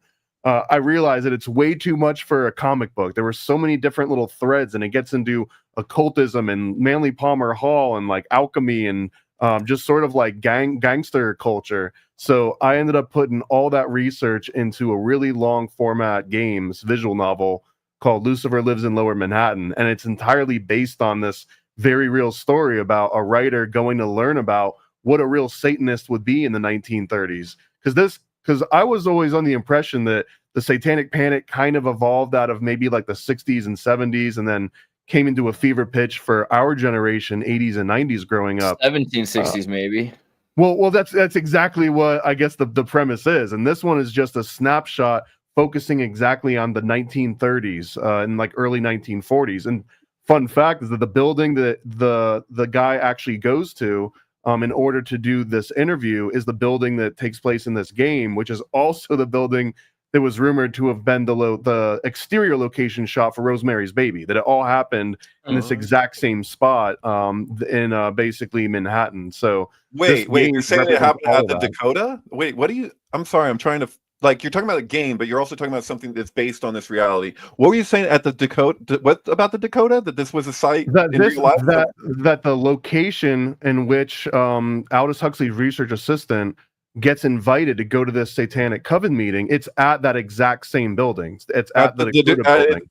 It is at the Dakota building, which later is used another 30 years later as the site of Rosemary's Baby. So that it's implying though that these actual locations are being used as an actual like magical ceremony, like keep doing it over and over, whether it's fictional or not, that there's like an energy that's being harnessed in this exact same spot. And I guess it blew my mind, because I wasn't thinking 1930s Manhattan, you would find Satanists, like open Satanists.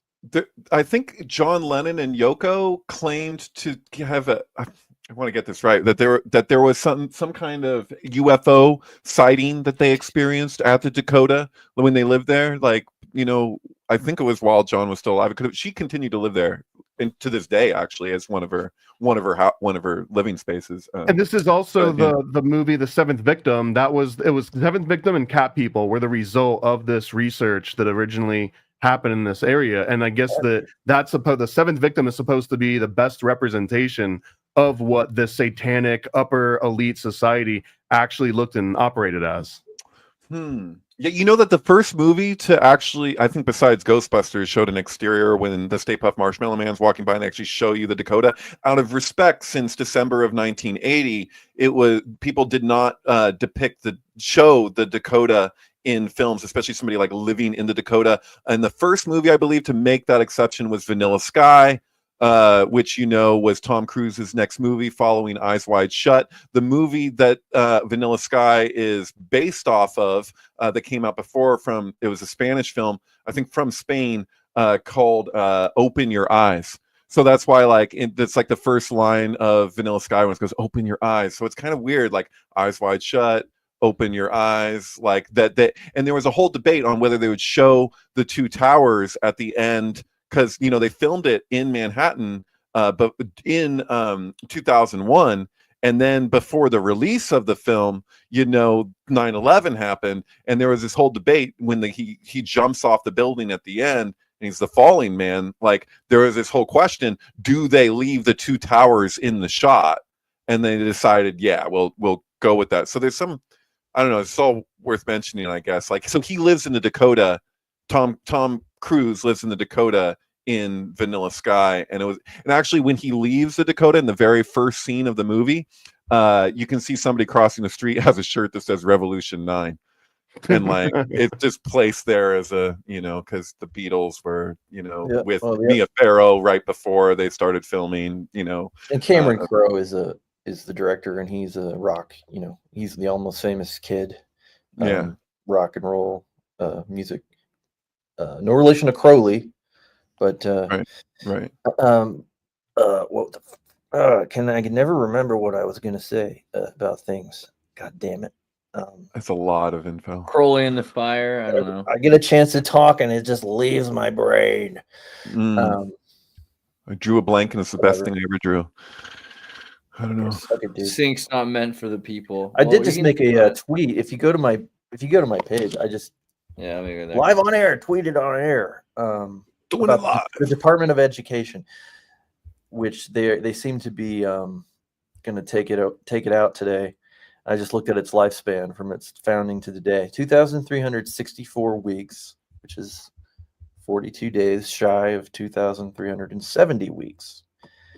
So that's kind of a good one. So 42 days from now would be an interesting time to look at as well. But anyway, I just think that's interesting. I'm pretty actually stoked about this. I mean, fuck the Department of Education, right? Yeah. They never did anything good for me. I mean, yeah. Seventh victim. That's not true. I'm just kidding. But yeah, basically the seventh victim, the inner darkness. Yeah, I just want to make sure I could show my receipts here, because I know it just sounded like a whole bunch of words flying out. If it mentions the Dakota building by name in the paragraph right above the first image there. If you see like this iconic image of the actress sitting in this big chair, it's, if you go down a little bit more, right there in the paragraph above that, that image is where it's describing this Dakota building being the exterior for this movie. And this is because based on, it was like an old horror biography. It was like how they used to shoot, because RKO did a whole series of sort of horror movies, and Seventh Victim was one of those. Seventh Victim and Cat People, but Seventh Victim is also has been credited with being like one of the first and earliest like LGB or maybe just like LG sort of like pro movies, because the undercurrent was that they were in this like sexual orgy like / coven, and that she was really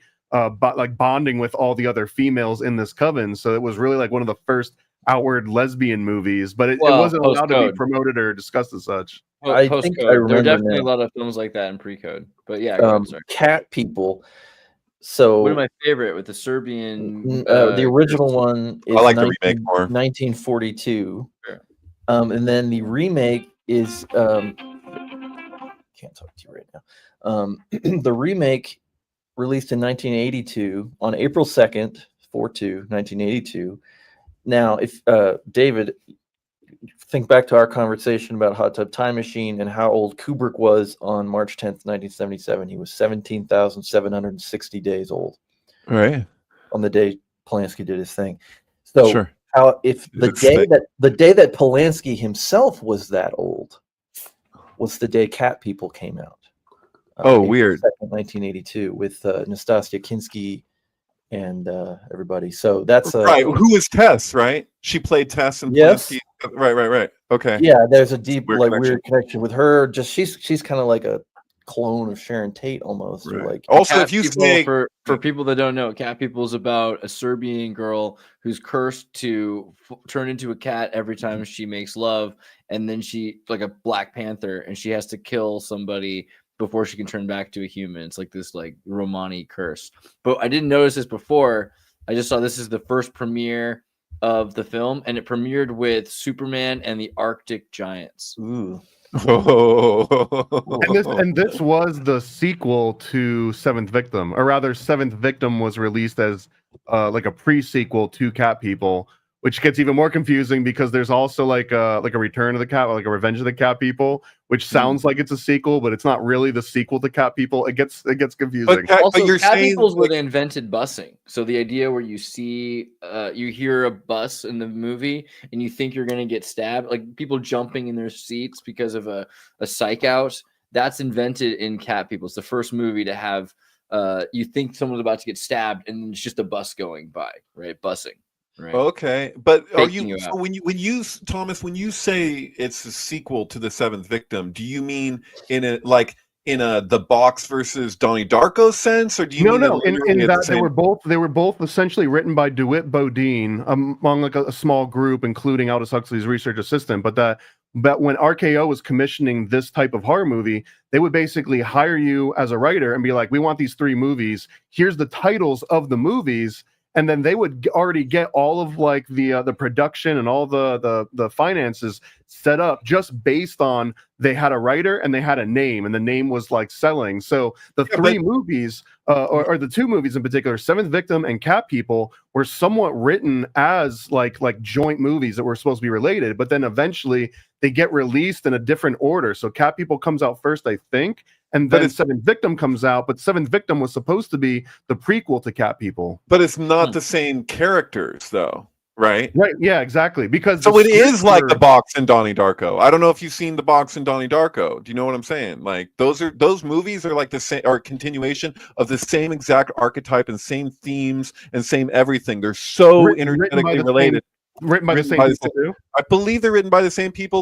Although the Box is written after, it's technically a recreation of Button Button from the Playboy magazine. There's also, I believe, a Twilight Zone from the 90s that was Button Button. But anyway, the point is that they are on the same exact trajectory and written by the same people. That sounds like a perfect analogy for this. I love those kind of quote unquote sequels. Like that's like so much cooler than just being like, oh, these are the same characters. I mean, people would say the same thing even for Southland Tales, so it's almost like a trilogy. Far as because when you're that book, The Outsider. God, who wrote that? Guy, Colin Wilson, where he just takes an archetype of people. Like he'd be like, who's the guy that did Damien and Steppenwolf and all of that? I can't think Hesse. right now. Herman Hesse. Herman Hesse, yeah.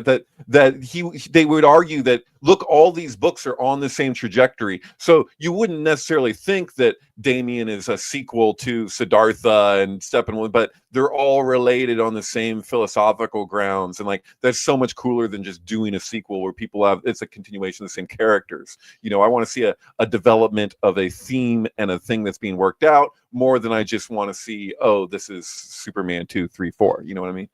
But, yeah. Just saying.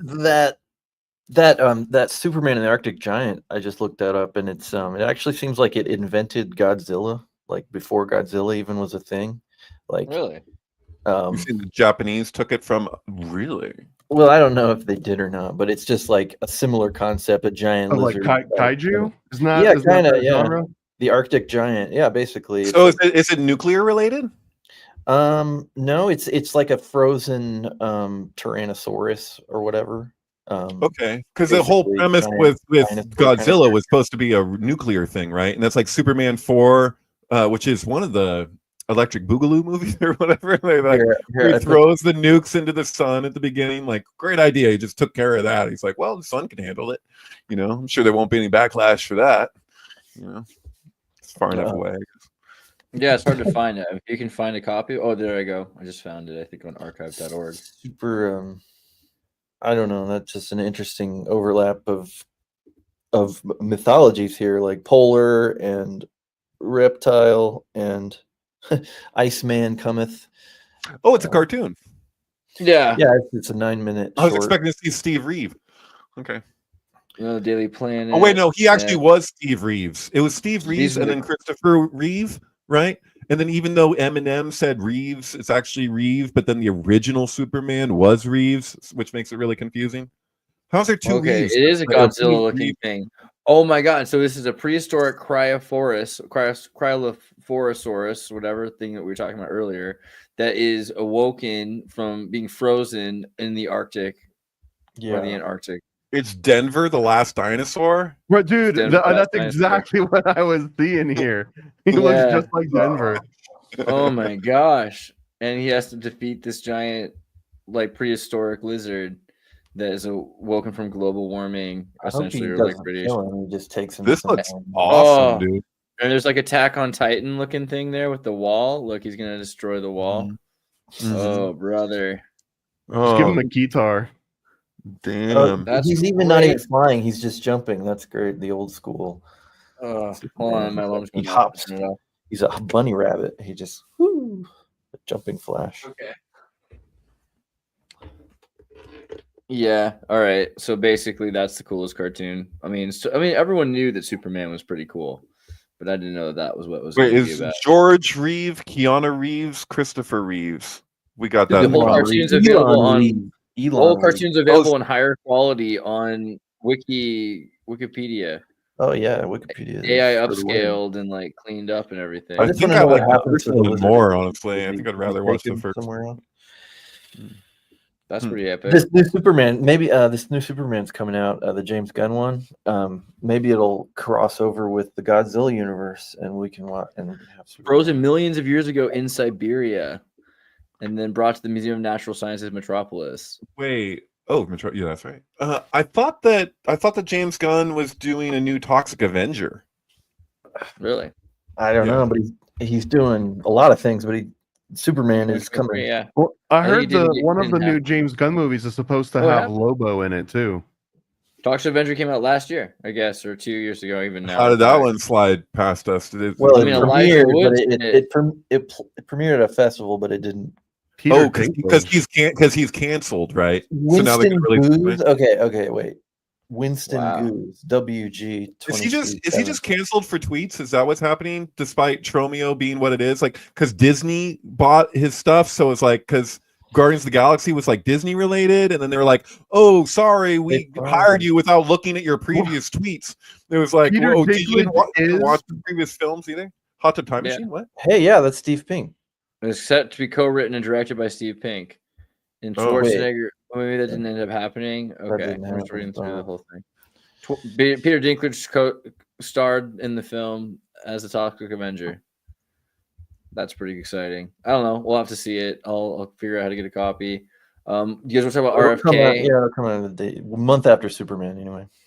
What about RFK too? Because like we didn't really go into that very hard, but like he has not quite been confirmed, right? Like we're still this lingering process, and he's like a vote away or something. Like he's of the first vote with the because there's 2 days of the hearing. So the first people that he was had the confrontation with, he ended up passing. So it's the first stage he's gotten. As far as I know, we're still waiting for the second. Harry Potter won the first battle of it's just the Goblet of Fire. Okay, totally. Yeah. So, but how many more of these freaking like battles does he have to go through? One more of these. No, not he doesn't have any more hearings. That was only 2 days, and Tulsi's already done what she's going to do. Kash Patel, he did what he's going to do. Now it's all just up for the vote. Bernie. Kennedy has gotten the first stage of that, so we'll see what happens. Bernie kind of talked about that. Really lost the plot. What do you got? What do you got to say about Bernie for this one? Right, Big Pharma Bernie. He's the biggest disappointment of anybody in politics ever. He's the final boss for well-intentioned Democrats. So like for the progressives, like they have to recognize at some point that he's never really been on their side. And so like they have to face off with that, and that's everything's coming to a head, There's this old Buddhist saying, and I think it's like if you're walking a path and you see Bernie Sanders, you must kill him. Isn't that how that goes? I mean, I don't know, is that the Buddhist say? Some good memes. He's got some good memes, that's all. I'm not a Buddhist. Well, what makes Buddha the Buddha is that he doesn't go into the light at the time of death. Everyone goes into the light like a moth, but Buddha, he turns around and faces the darkness, which I think is related to that. I think it's if you see Bernie Sanders on the road, you have to give him $27. Right? Well, yeah, no, he shot himself in the foot because he's using his words not carefully. He screwed up because he totally contradicted himself.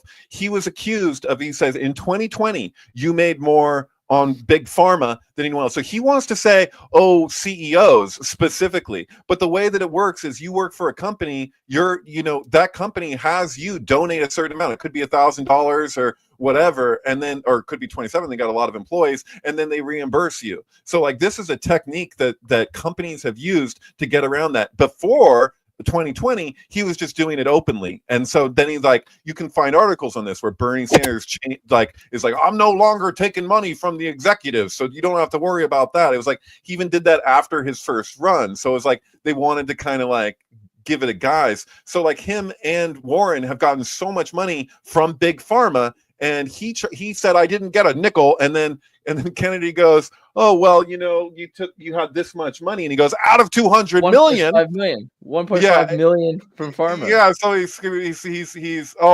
it looks so bad. And so they're sitting there. He's doing all this to shield pharmaceutical companies from liability. That's all he's doing, and it's incredible. Like that. I think people have always like, when I try and communicate about Bernie Sanders, I don't think people completely hear me generally, like the whole process. Because what I see is a trajectory of Bernie, which is very much like in line with Darth Vader or something, where it's just like you see step by step, how did he get here? And so like I don't think that Bernie started out as like it's like a, he ended up over time having to make the compromise after compromise after compromise, probably got threatened a lot. Probably his family was threatened. I think he got shot with a heart attack gun. Like, I don't know that for sure, but I lean in that direction when he got that heart attack and the timing of it. And you look at how he shifted ever since that he had that heart attack.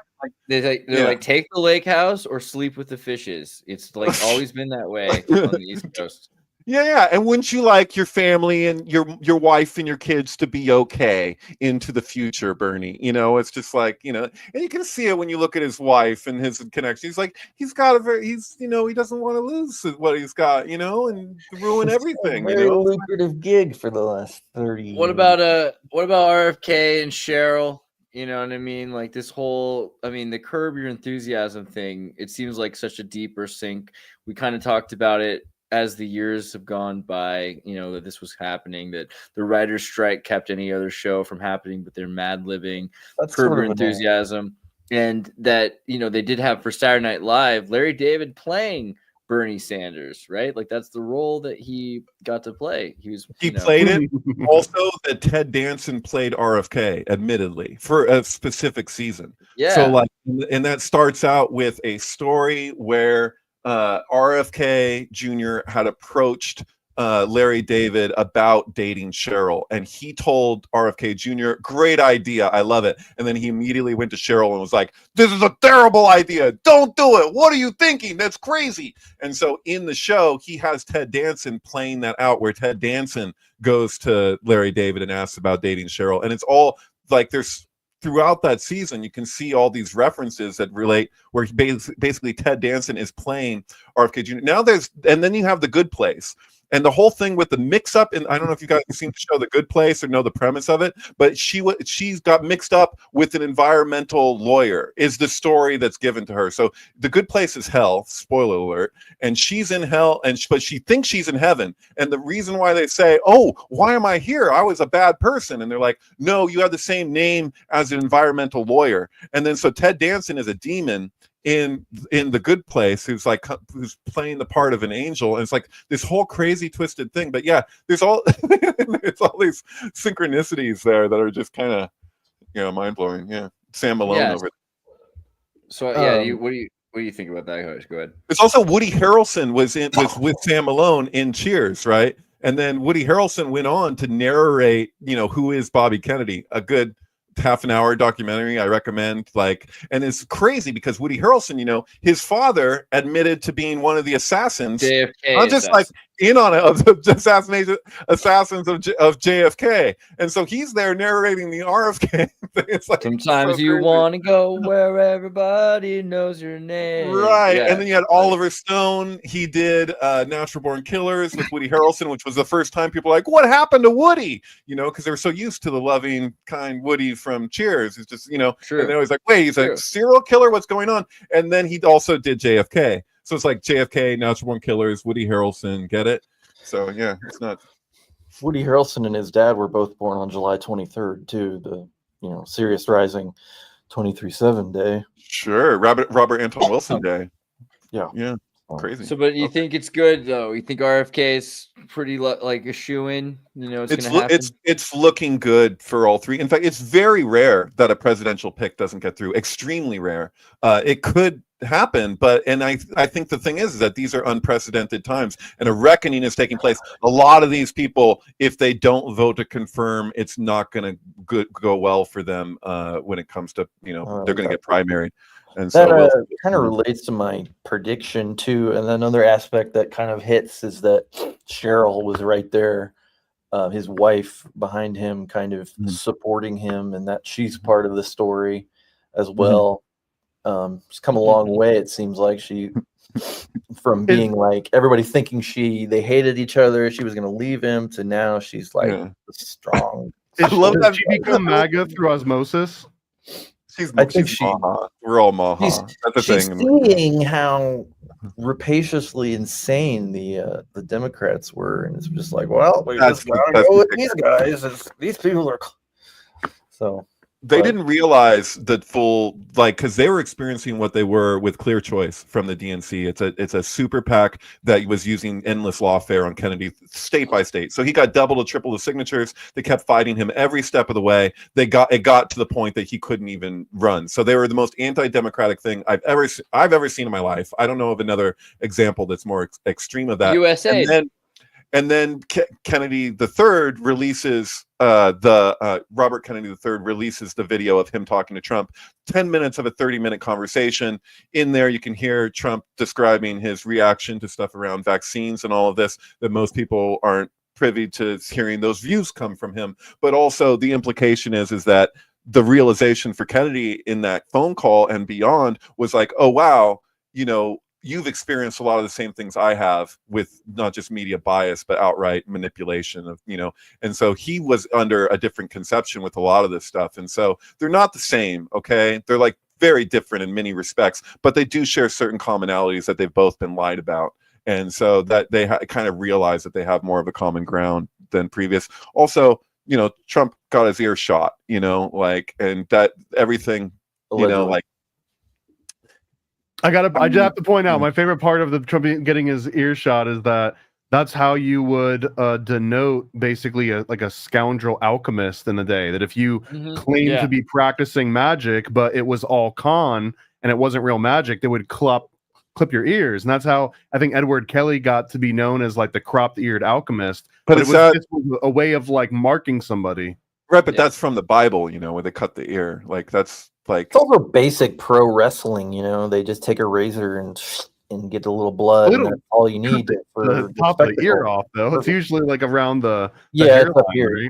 Well, they do it in different places, but there's the photograph. That was my thought when it happened. They just nicked his ear with a razor. I thought that had to be fake. I was like, oh, come on. You got a photo of the bullet. That guy, if you look at the previous photos that guy's grabbed, he's the same guy who caught that photo of the bullet, was the same guy who was in the room with George W. when he was reading My Pet Goat. So that was filmed. And then got the photo of the guy leaning in and saying America's under attack. That's the same guy who caught that photo. His explanation is that he had his camera on shutter, so he was like in that moment, but that he even knew to do that. So it's it looks to me like there was a yeah. Go ahead. Don't they also claim it's like he got the bullet in that picture? You can see the bullet, and I just don't see the bullet. Yeah. You got a shutter camera, and what you can do with digital cameras, and that guy's he's caught so many things in the past. It's the thing that's sus isn't that it's that there was no bullet to me at this point. I thought different things over time, but the thing that's sus is just that he was so ready to have the camera and put it into shutter in that moment. Like I mean, I guess the shot started or whatever, but it's like, dude, like you caught that. Yeah, okay. Like, and his assassin, which, you know, I wrote this whole long thing about the whole thing when it happened, and I somehow missed the most obvious thing, which was his assassin, Thomas Matthew Crooks, his birthday. He was born 237 weeks after Kubrick died. Just exactly. Yeah. I'm just like, Far out. whoa. Hey, how come we've heard so little about that guy, and we get to hear so much about like the dude who shot His the? dad's a military psychologist, right? What the Well, hell? that whole incident. It's like the thing didn't. Oh well, Yeah, that didn't. amongst the alternative media side, like, no, everybody, it's the thing you can't question anymore. It's now a 9/11 of like the right, basically the Trump, the assassination. You just can't. You know, Hear me out. We crowdfund a movie about Thomas Crooks going to Antarctica, and we just knock out two Starring birds David with one Hogg. stone. Yeah. Sure. Yeah. I mean, even if you were to argue that, you know, the staged elements of it or whatever, as far as Trump is concerned, I think he really, I mean, I know you're talking about in wrestling and he has the Probably heard the word of God and his ear exploded. It looks like he's just like he seems to believe it, you know, like if you listen to a private conversation, it sure freaking comes across like he's like, wow, I'm a survivor, man. Yeah. So. What I about? mean, he's the best at believing his own bullshit. So, you know. Yeah, Sure. voodoo, economic voodoo. What about USAID, the Agency for International Development, the PSYOP organization that the CIA created or took over when Kennedy created the Peace Corps for Lyndon LBJ. Wow, Lyndon B. Johnson. Yeah, There's a Freudian slip there. Zunzunio, I'm in Vienna. I can't help it. But Zunzunio was the fake Twitter created by the CIA, or I'm sorry, USAID for taking over Cuba, misinformation campaign spreading from 2008, 2009, 2012, right before the collapse and the death of Fidel Castro in 2016, when Obama was essentially taking over Cuba using corporate China as a weapon to take over Cuba. Also, Venezuela funding the regime change, leading to the death of Hugo Chavez, replaced by his bus driver Madero. The USAID's role in the 2014 coup. We're hearing about them mostly for like making woke video games and transgender comic books in Paraguay and Peru and things, but they're also meddling with Bolivia, importing Chinese and Russians, creating espionage in Haiti, destabilizing with aid because of Hillary Clinton and the Clinton Foundation. Yeah. Afghanistan, Iran, Chile was the one that's most famous, is that they had Pinochet removed and murdered and then replaced with a dictatorship where they threw people out of helicopters.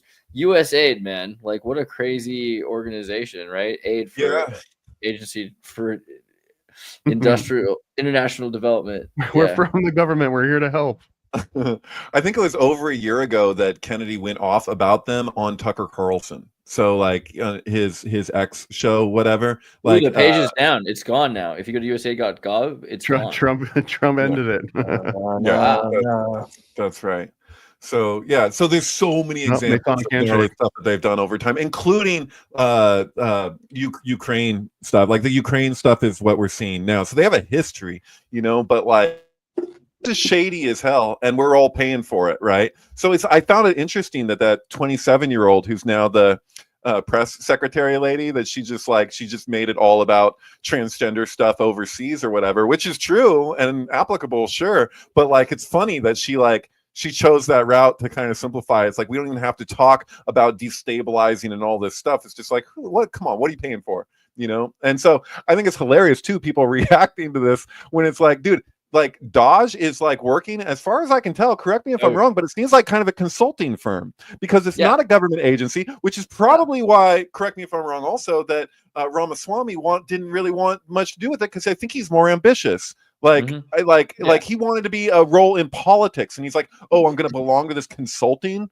group, you know, like, because they're not making the decisions. They're going and looking at excess spending and investigating this stuff. They bring it to the government agencies, who then say, oh, is there something to this? So like people are like, who elected Elon Musk? And I'm like, dude, say what you will about Elon Musk, but who the fuck, I'm sorry, like, what about Bill Gates? Who elected Bill Gates? What did and how is this any worse or better. Like what?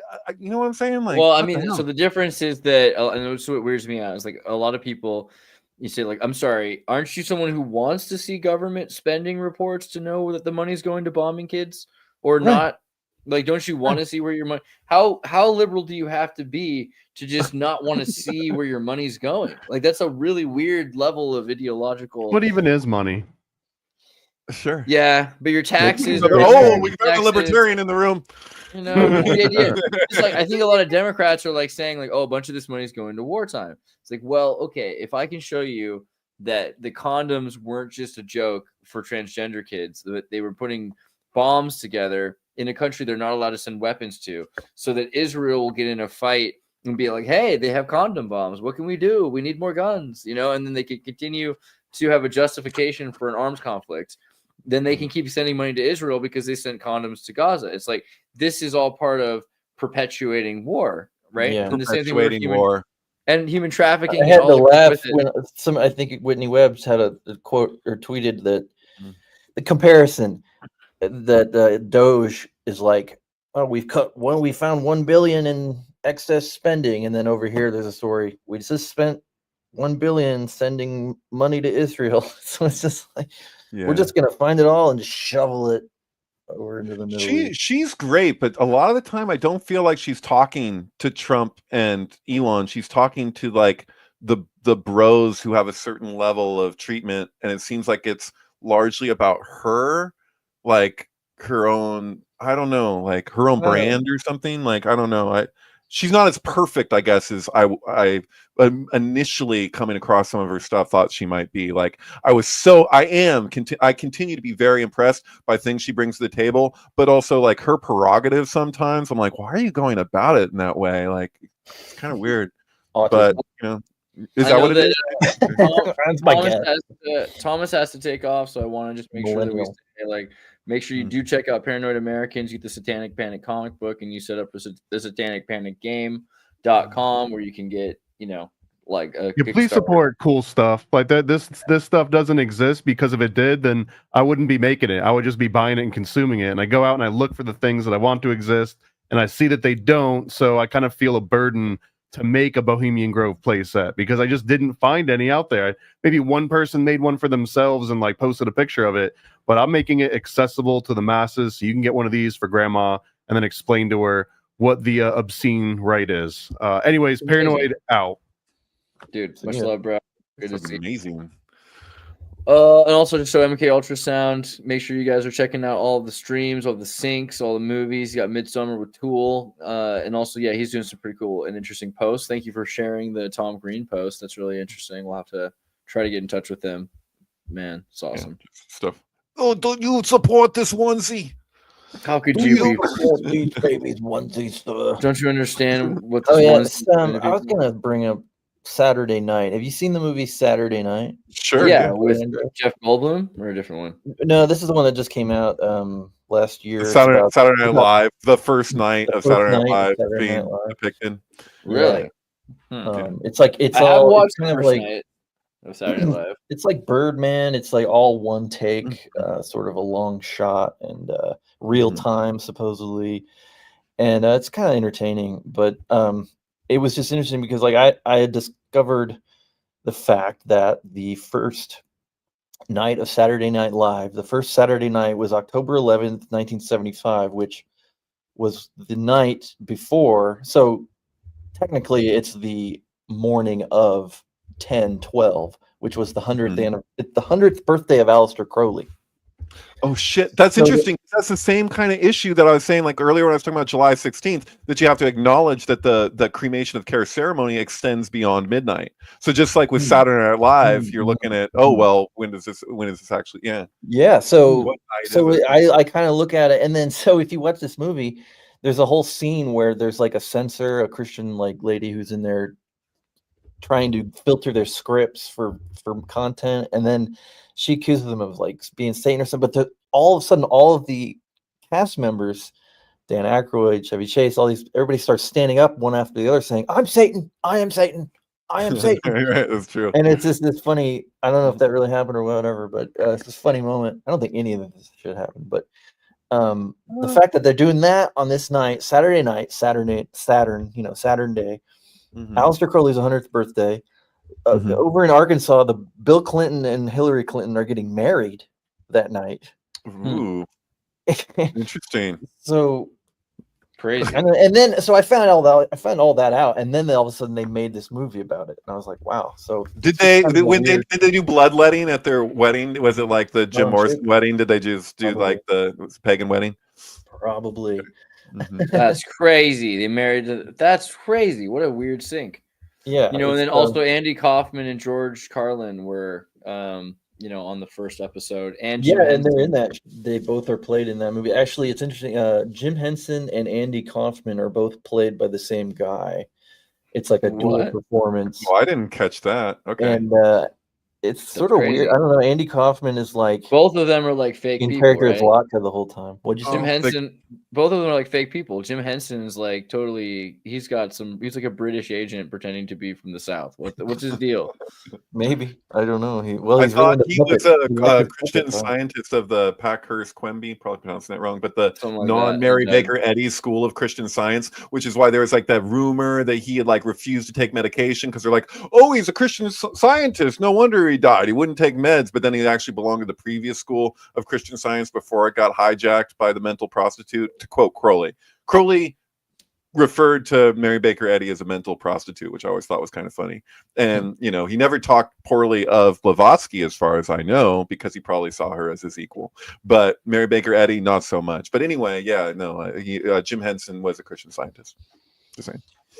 Interesting. Yeah, well, he's played in the movie very like almost like R word. He's like childlike, we'll say. Sure.